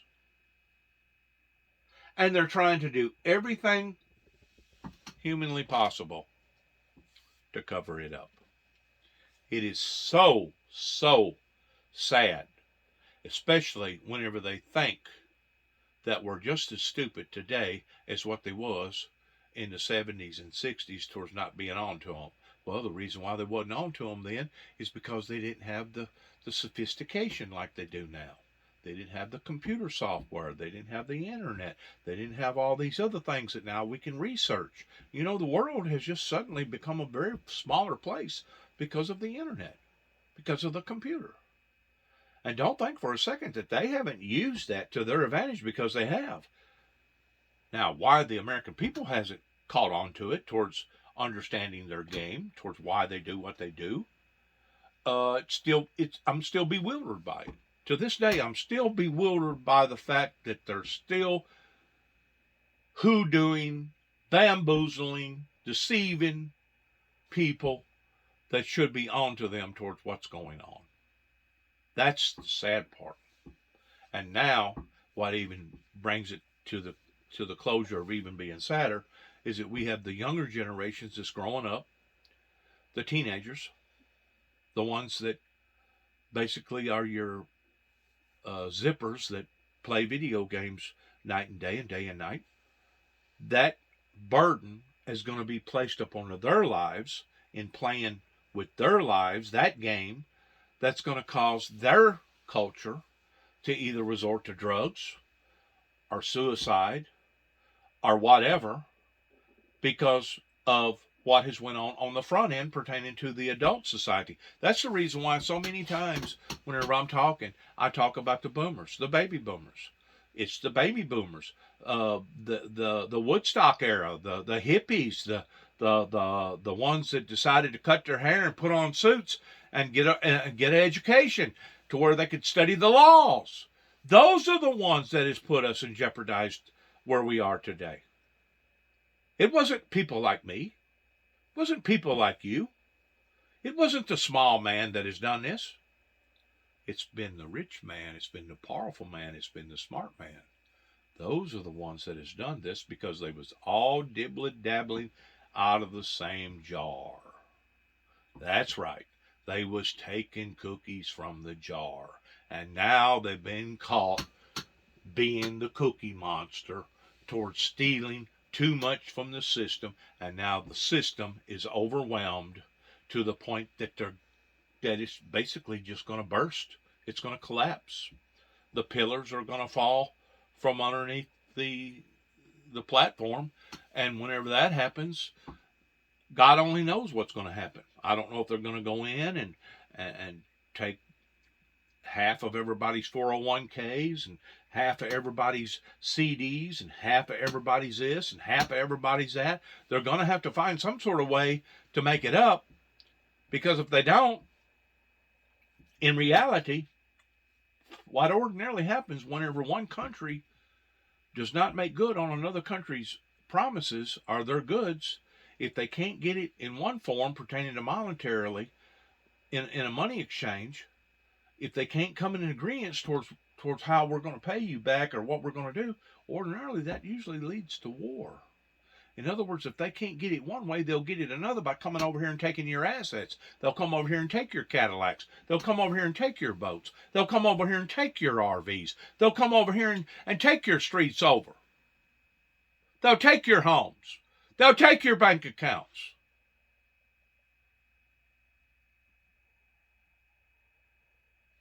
It's a very, very dangerous position for the American people and the American government to be in right now. And they will be held accountable for what they have brought into the lives of we the people.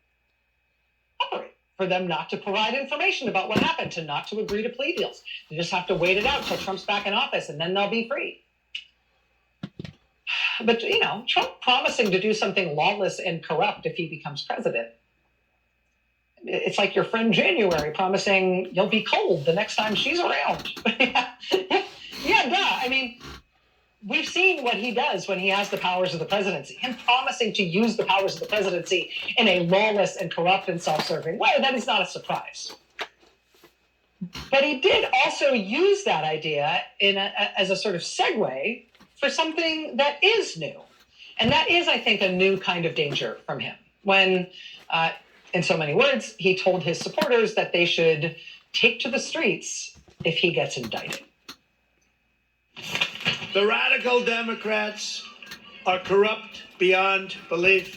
They are viciously and unconstitutionally using the federal, local, and state governments to prosecute and silence politicians like me, although I never consider myself to be a politician. But that's what they're doing. As an example, for years they've been going after my company, many years, using every trick in the book in an attempt to literally, if they can, put me in jail. They want to put me in jail. If these radical, vicious, racist prosecutors do anything wrong or illegal, I hope we are going to have in this country the biggest protest we have ever had in Washington, D.C., in New York, in Atlanta, and elsewhere. What you got there is an individual that's making a mockery right in front of the American people pertaining to our own judicial justice system, okay? And what he's promoting, that if the judicial justice system decides that he deserves to be punished because of his actions, then he's going to retaliate, which is kind of it's kind of a form of blackmail, holding the people once more hostage, or holding the judicial system over here in America hostage by telling them that if you do this, I'm going to do this. How many people do you know that would get away with their local judicial justice system if they know that there was a warrant for your arrest and you called them up and told them, well, you can go ahead and serve that warrant, but if you do, these are going to be the consequences in behind you doing what you've done? That's called blackmail. You're trying to bribe the people that are following you in committing an act of violence, because whenever he says protest, he's not just actually talking about people getting out there and holding picket signs and enjoying the sun and getting a little bit of exercise.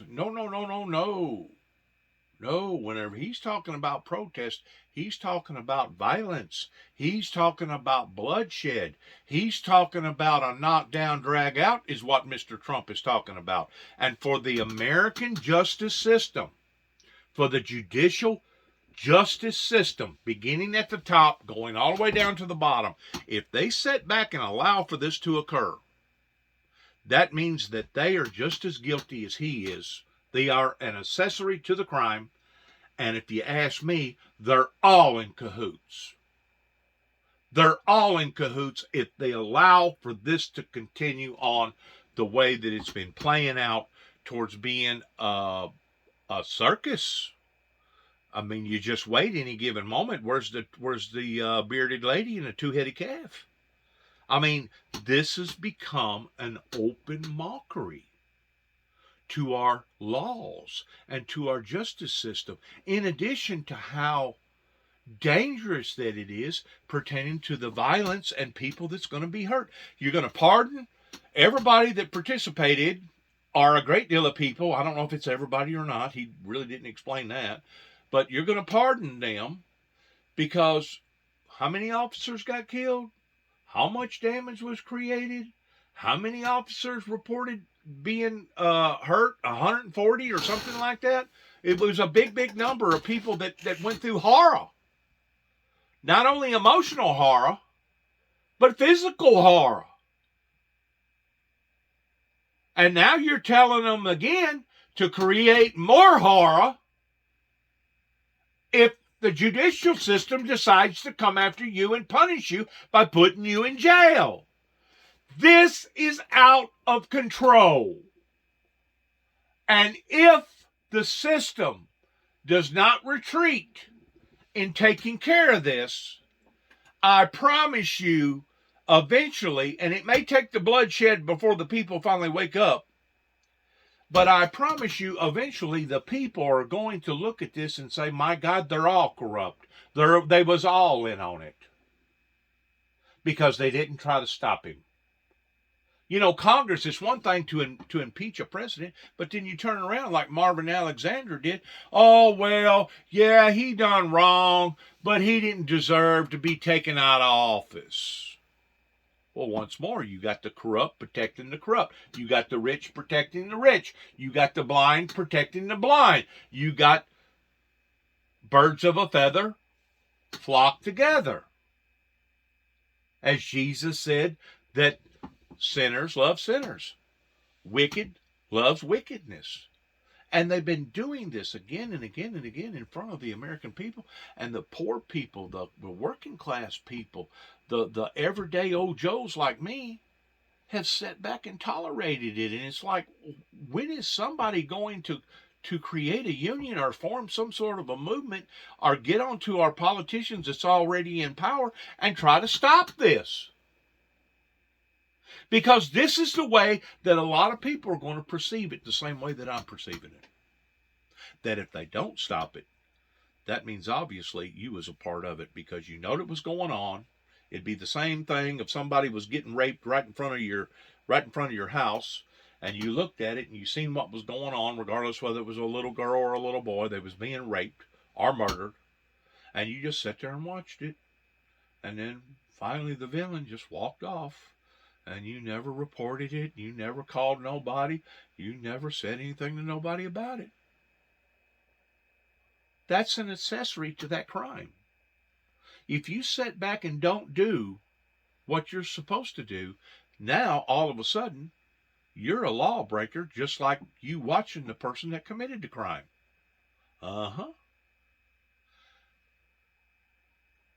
That's called, if it goes on much longer pertaining to our judicial system over here, our politics, that's called a free-for-all.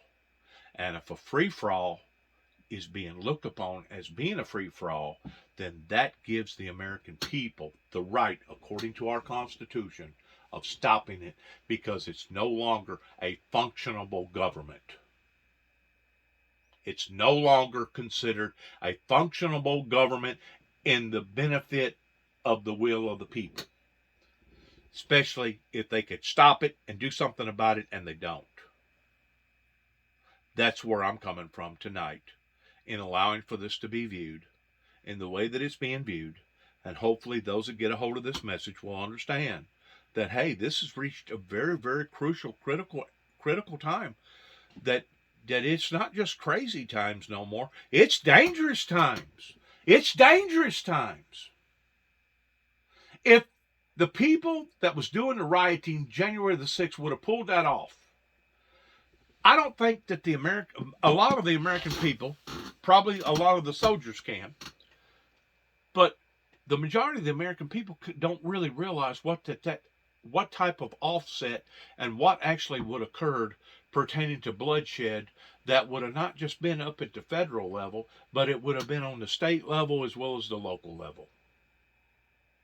It would have been a free-for-all towards people struggling, towards wanting to become powerful and take other people's positions, and doing it in a violent type manner.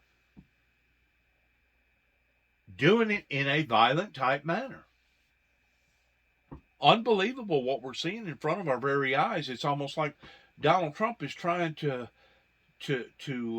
hide it in open view. And in lots of ways, that's exactly what he's doing.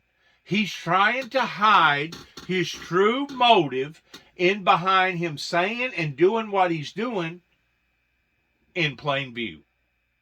And the American people, our American judicial justice system, apparently isn't smart enough to stop it. Or they're scared to stop it. I don't know what it is. Or maybe Donald Trump has got stuff on them that they're afraid it's going to expose them. I mean, it's turned into a very, very dangerous game. Very dangerous. Thing to promise pardons for the mob that you had attacked the U.S. Capitol, right? To promise them pardons if you are returned to the presidency. But this is something that he's now asked for. He wants his supporters in the streets if and when he's indicted. He doesn't need to be president to demand that. He's demanding that now, right? Any grand jury, any prosecutor, any court that processes these proceedings, so he's no longer got executive privileges towards the same set of rules and regulations that he had whenever he was the president towards making various similar type statements. That's another area that obviously Donald Trump hadn't thought about towards sticking his own foot in his mouth. And that's another area that the FBI and the top dogs, U.S. Marshals and everybody else, needs to examine and realize that, hey, this is no longer the President of the United States that's asking the people to do this. He is now a citizen. Whenever you're a citizen, you have to be mandated under the same citizen rules as everybody else. He's not to be treated any differently than he would be if he was an Ojo that never run for presidency. I think that's the part that Donald Trump hasn't quite understood. And that's the part, obviously, that our judicial system isn't looking at for some reason. I don't know why. Proceedings he's promising is going to have to bear the physical wrath of Trump's supporters if they dare to indict him. And those supporters may, in fact, calculate the level of action they're willing to take on his behalf in consideration of these promised pardons. These pardons he's promising for those who have already committed violence in his name before. It is one thing to promise to do something once you're going to be president again. But him demanding that his supporters take to the streets if he's indicted, that is a bell that's now rung and cannot be unrung. That isn't a threat of what might happen if he's ever president again. That is a threat of what will happen now. The genie's been pulled out of the bottle. Pandora's box has been opened. For him to have said that and done that on a national scale, open scale on public broadcasting, with him no longer being protected, mandated under certain presidential privileges, is really and truly very, very foolish upon Donald Trump's behalf. And I don't know if his attorneys don't give him good advice. I don't know if he no longer has people that tries to tell him the things that you can say and get away with, and the things that you can't say and not get away with. You know, January 6th, whenever he made his little announcement and told all the people that he was going to be there with them, that we was going to go to the Capitol building, and it was up to Mike Pence of what was going to happen. While he was the President of the United States, he was held under special presidential privileges. And because of that, it basically ties the law's hands. That's probably the only reason why that they hadn't already indicted him. Now, since he's said what he has said and done what he has done, it's as if he is purposely wanting to be indicted. That way, he's hoping that his followers will take to the streets, that there will be total chaos, that there will be an uprising. He's basically holding the judicial system hostage by trying to blackmail them, by telling them, if you come after me, this is what you can expect. Wow. Talk about terrorism and talking about the enemy, foreign, at bay, across the lake, across the pond, across the oceans. We got the enemy right here, folks. He's right here, and he's dwelling amongst us. And if this thing does not get under control by the people that's in control right now towards taking control, this could lead into something that is unimaginable towards what could actually occur on the streets of the United States property. You know, Donald Trump's own daughter has already confessed that during the January 6th deal that took place, I guess in about a 3.5, 4 hour period, or maybe it was 4.5 hours, I don't know. But she's already confessed that she went to her father, I know twice, towards telling him, you need to make a public announcement. You need to get on the big mic. You need to tell them to back off, to stop, to retreat. And Donald Trump didn't. He sat there and watched. He was being entertained. He was getting a high off of that. He was being motivated by that. So once more, who is the villain and who is the victim?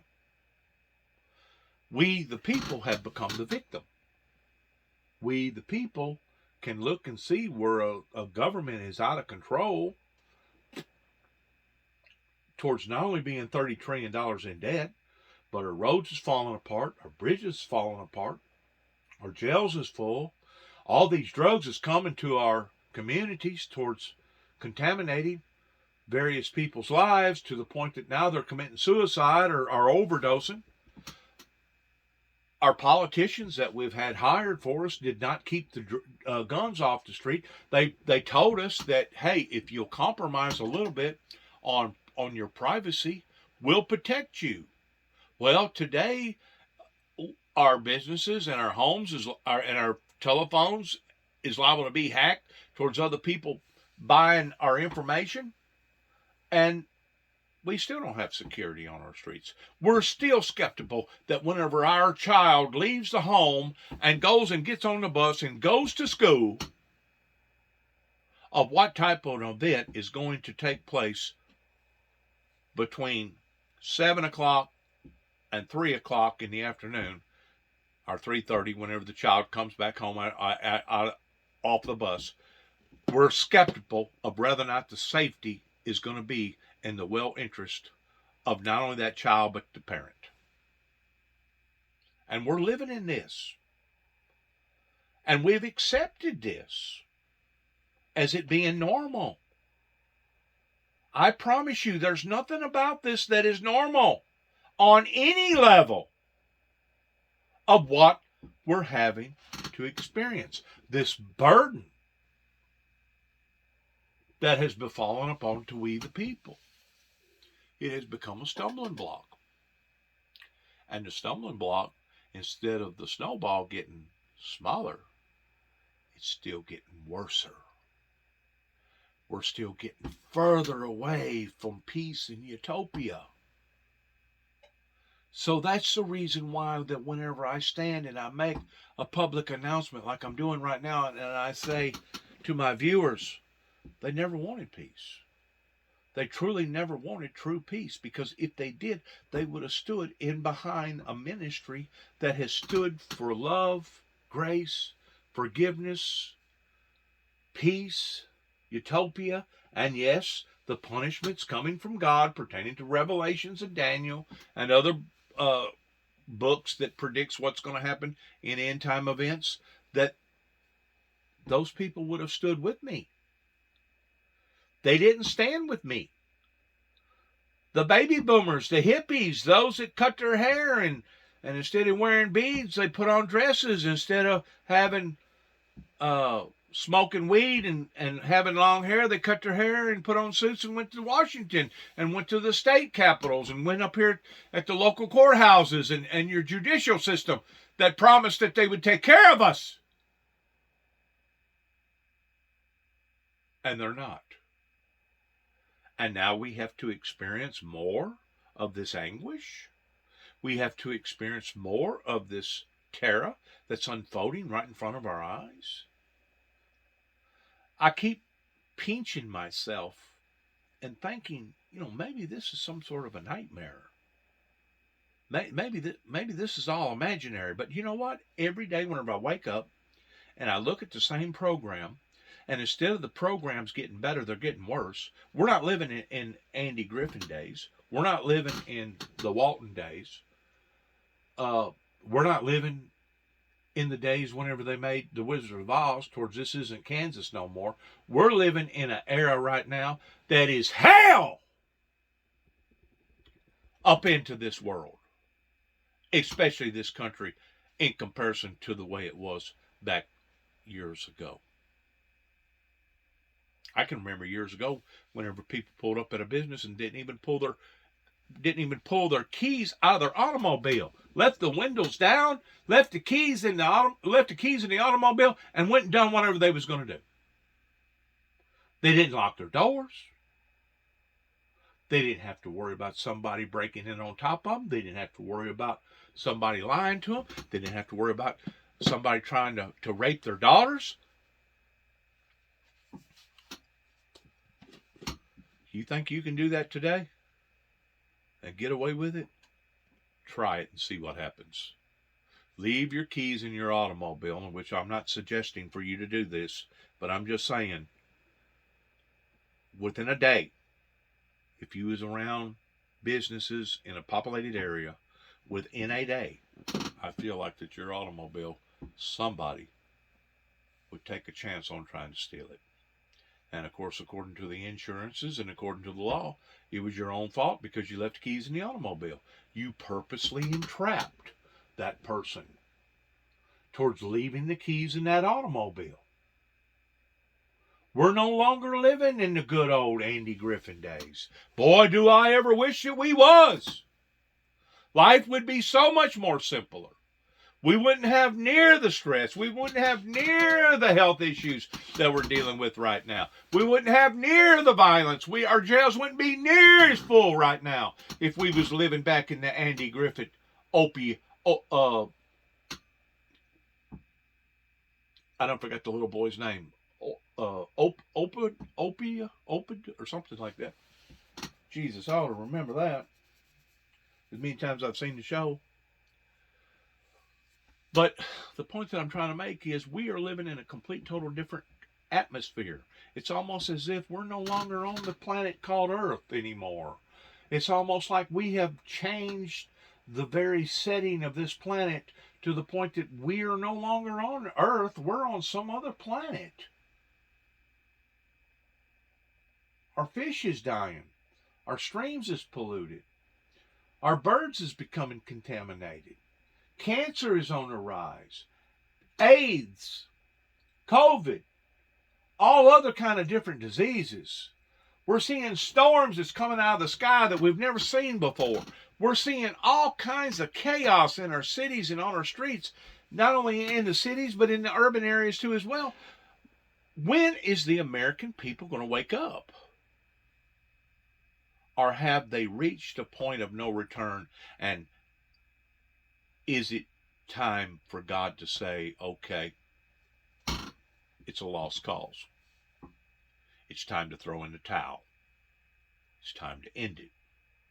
The same way that he ended it in other eras, in other generations, including the Great Flood. That it's time to end it. Tick tock, tick tock. The doomsday clock is ticking, folks. And the hand probably just moved up another dial. If I'm not mistaken, the last time that I seen that clock, it was 4 minutes to doomsday. 4 minutes to midnight. If it was on a 4, it should go through a 3. If it was on a 3, it probably just moved up to a 2. People don't realize what's going on. They have no idea in understanding the reality of what is being said and done right now that is totally, totally out of the norm.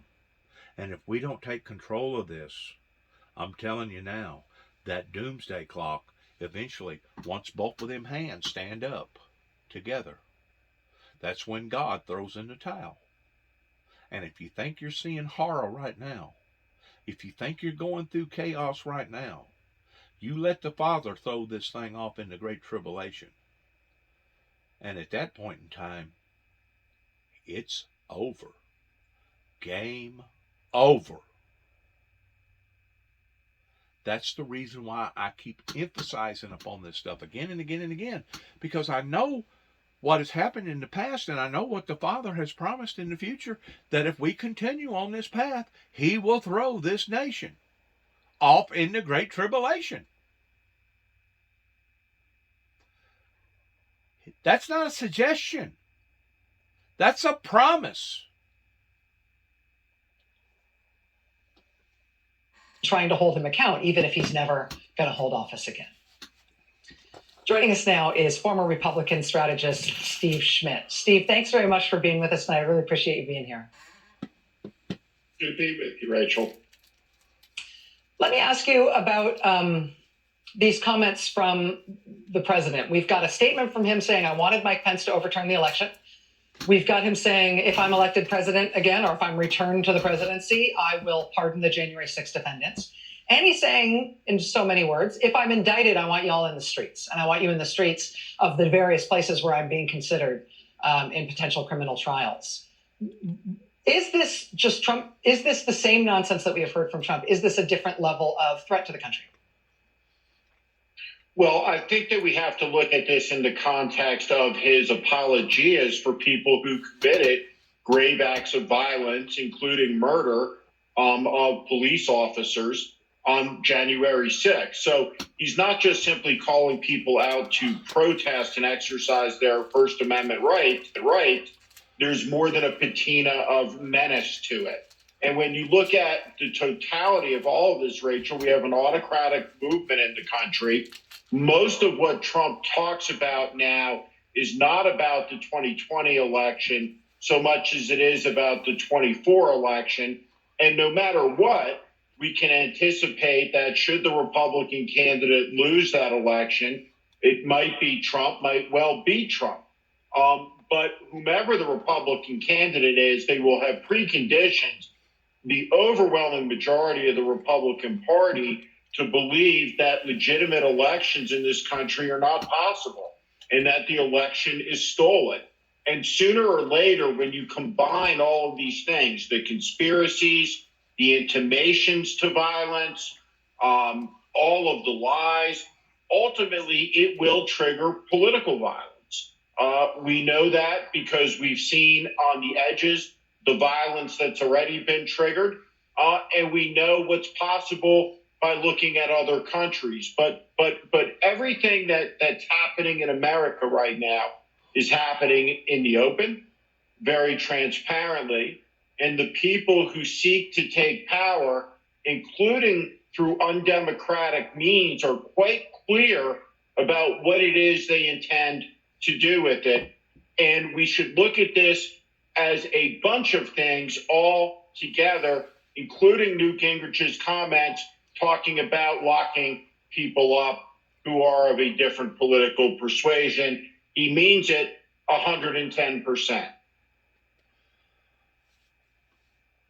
Once more, I cannot emphasize upon the importance that people should recognize the dangers in all of this. You know, if we seen and knowed that a bunch of terrorists was going to hijack four, maybe more airplanes the day of 9/11, we would have been freaking out. Stop them! We know what they're fixing to do. They're crazy. Stop them at all cost. That's why we've hired you and put you in these positions. The people would be raising hell if they knew a day in advance that 9/11 was going to occur, especially the people up in New York City that had to go through what they went through.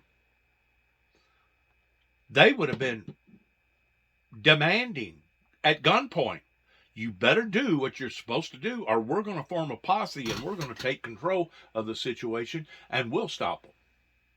Now, that's the old America using the old methods. I don't know if we're going to have to go back to that or not. I hope to God that we don't. I really do. But to me, by me listening to what I've listened to tonight, on this program, including the public thing, I've covered 2 or 3 different things here tonight. To me, we should be looking at this manifestation of potential threat on a national level, and we should be looking at it in the same sense of how that we would be looking at another terrorist attack if it was to occur and we was knowledgeable of it before it occurred. If we sit back and put our hands under our hips and don't speak out about what is going on, whatever befalls upon to the American people, they got it coming, is all I got to say. If you don't have enough sense to duck, dive, and take care of yourself, if you see an oncoming threat like a storm coming, if you don't have enough sense other than to stand out in the rain, you know, we used to have a philosophy back years ago whenever I was in the construction industry that if it began to thunder, usually there's lightning, because thunder is explosions up in the air, up in the atmosphere, that if that first drop of rain falls upon you and you get wet, that's God's fault. That's God's responsibility, in a sense, because God allowed for that rain to come and that first drop to hit you. If the second drop hits you and you didn't have enough sense to go inside and to seek shelter, the second drop is your fault.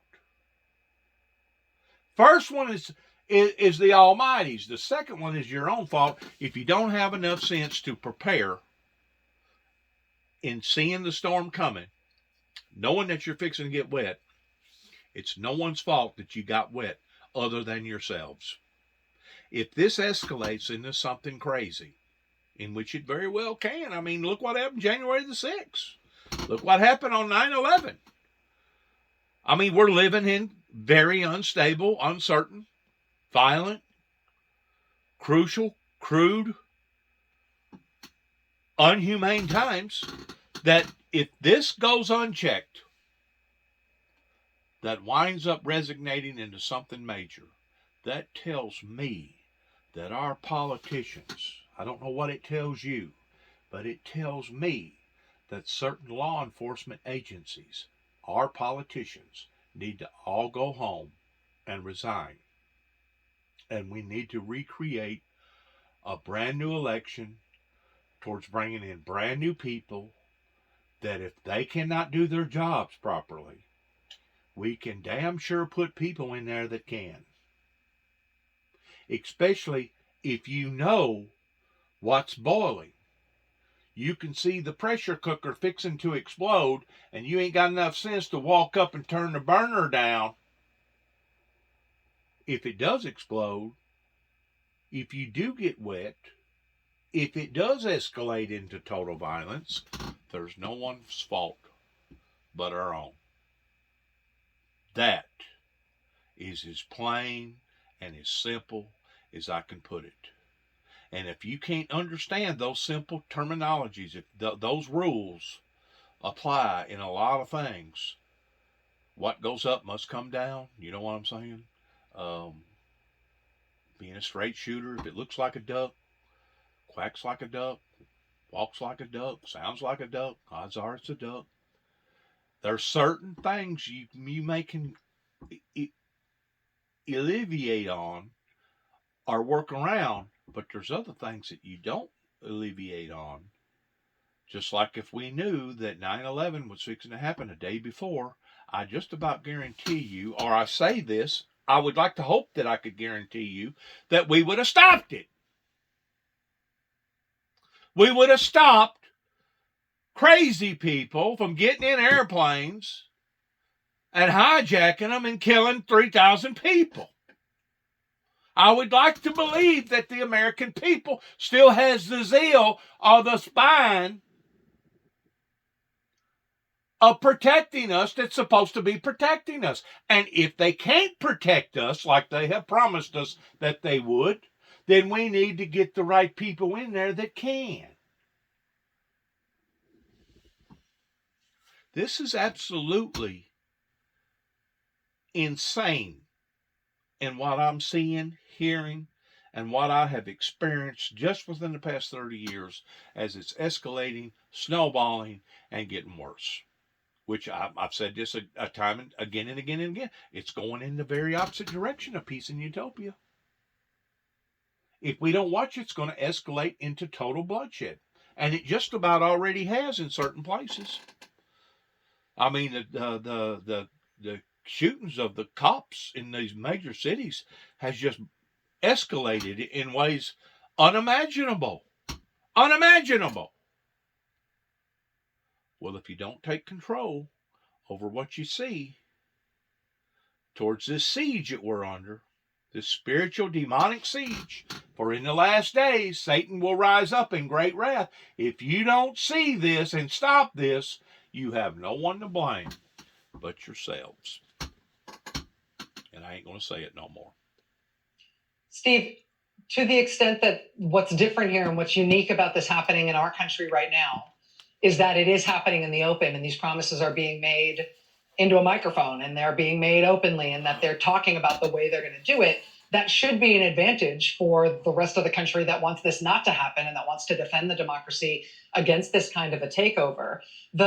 Is there any advantage to be gleaned from the fact that this is being openly plotted? Is it give us with the sort of advance notice that we're being given, what should we do with that advance notice? How do we prepare? Democracies have this in common, that they are slow to respond to threats all through history. The Second World War is a prime example of this, and we see it today. Though that this is playing out in front of us, we seem to be unable to know exactly what is it? What do we call it? What does it mean when in Florida there are neo-Nazis with swastikas hanging out on an overpass in Orlando, I believe? What does the rising extremism for the country? And it seems to me that you cannot postpone forever the idea of the country and making it central to the debate. Because what Trump did at its core was break the compact that exists between us about how we apportion lawful power. Who gets to make lawful decisions under a constitutional system that restrains the power of government, that enumerates the powers that it does have, and enshrines individual rights. Trump has shattered that concept, and we've seen this epidemic of cowardice of people looking to enhance their careers, like Elise Stefanik and others who have been unwilling to stand up for their oath, to stand up for the American Constitution. And so all of these things working together have brought us to a point of real danger as we head into the next election and the one after that, the presidential, where we can anticipate a lot of instability in this country, and we can anticipate political violence, because ultimately that fuse, which has been lit a long time ago, will ultimately burn to the explosives wherever they may be. We don't quite know yet. Steve Schmidt, former Republican strategist. Steve, I was really looking forward to talking to you about this tonight. As soon as I heard what Trump said, I sought to try to get you here tonight to talk about it. Thanks for being here, my friend. Thank you for your time. Good to be with you, Rachel. Thank you. I will say what Steve was just...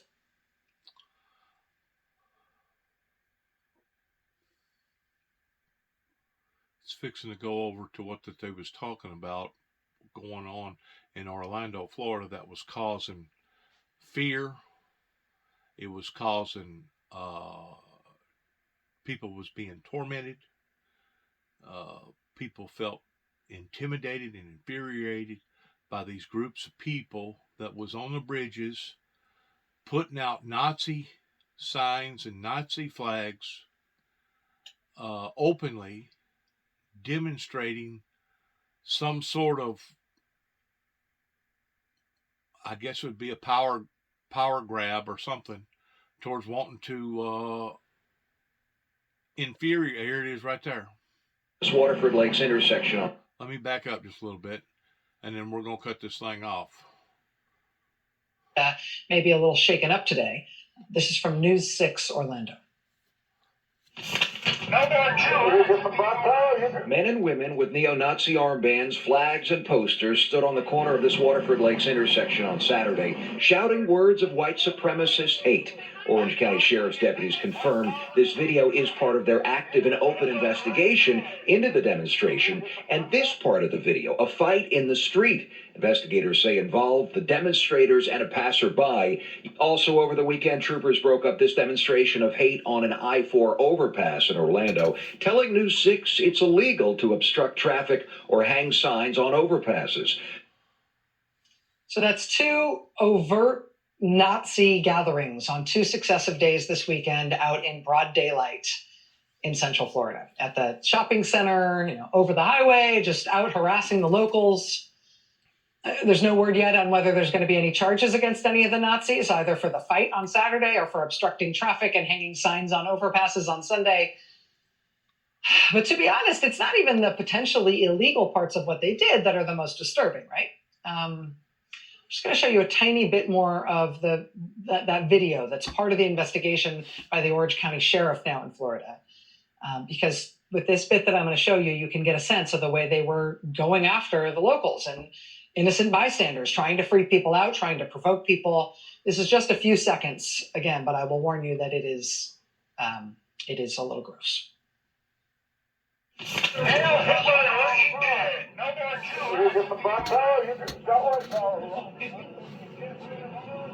White power. Is it you? Look at him. Guess where you're going back to? Believe it or not, we actually carefully cut that to show you the least vulgar excerpt we could find from that tape, right? It still makes your skin crawl.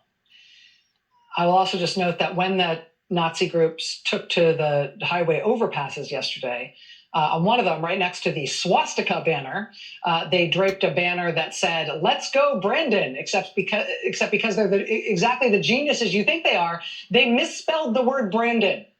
Like, that's a hard one. Now, why were they saying "Let's go, Brandon"? If you are unfamiliar, that phrase is a kind of code among the pro-Trump crowd for F Joe Biden. It's become a rallying cry for pro-Trump folks all over the country, and even for Republican elected officials. But for whatever reason, this particular group of Nazis feel like that's the right message, along with all the kill the Jews stuff. And for whatever reason, they believe this is the right moment. I'm going to end it right there. It's in a way, it's fascinating that our government system is sitting back and permitting for this to occur. To go out and gather in broad daylight. To occur without putting the brakes on this, without stopping this some way or another. And as far as the spelling, they may have done that intentionally for some sort of a code, or they may have done that maybe for legal purposes by not using the guy's legal name in some way. I mean, you can't base anything off of spelling. That's one thing that a lot of these commentators, mediators that put a lot of emphasis on spelled words, they don't realize that sometimes those people do that intentionally, because it actually puts a different identity. You're still talking about the same person, but you're spelling the name differently. And because you're spelling the name differently, guess what? That holds you from any liable lawsuits. So there's different reasons for misspelling words. Could have been out of ignorance. Could have been intentional. Could have been for a purpose that me and you don't even know about and never have thought about. I'm pretty sure they know what Brandon means. I'm pretty sure they know how to spell it. They can look the guy's name up. And there are certain names that does spell names differently pertaining to people's names, with a silent I or long this or whatever. Maybe that was a typo, but maybe not. The bottom line is this: we're living in dangerous, dangerous times. What is going on is very, very unpleasant. And if we don't get a grab on this, a handle on this, it's only going to evolve, and it's only going to escalate, and it's only going to grow worse. That's going to have ramifications. That's going to have consequences. That's going to go beyond anything the American people can ever sit and imagine. Because it's just like throwing gas on a fire. The more gas you throw on the fire, the higher the flames get. The hotter the fire gets. And until we figure out how to put the flame out and use it with the same type of aggression that it's sticking its ugly head out towards, watch out. Because at that point in time, you're asking for it. I hope to God that doesn't happen. I pray for the American people. I pray for our country. I love my country. I love the American people. But it has reached a time that you can no longer plead the fifth or insanity in thinking that you're going to escape the accountability of all these issues that's recently come up, especially since COVID has hit in the past 2 years, especially. Thank you. Good luck to all of us. God bless you. And as we end our program all the time, shalom. Peace.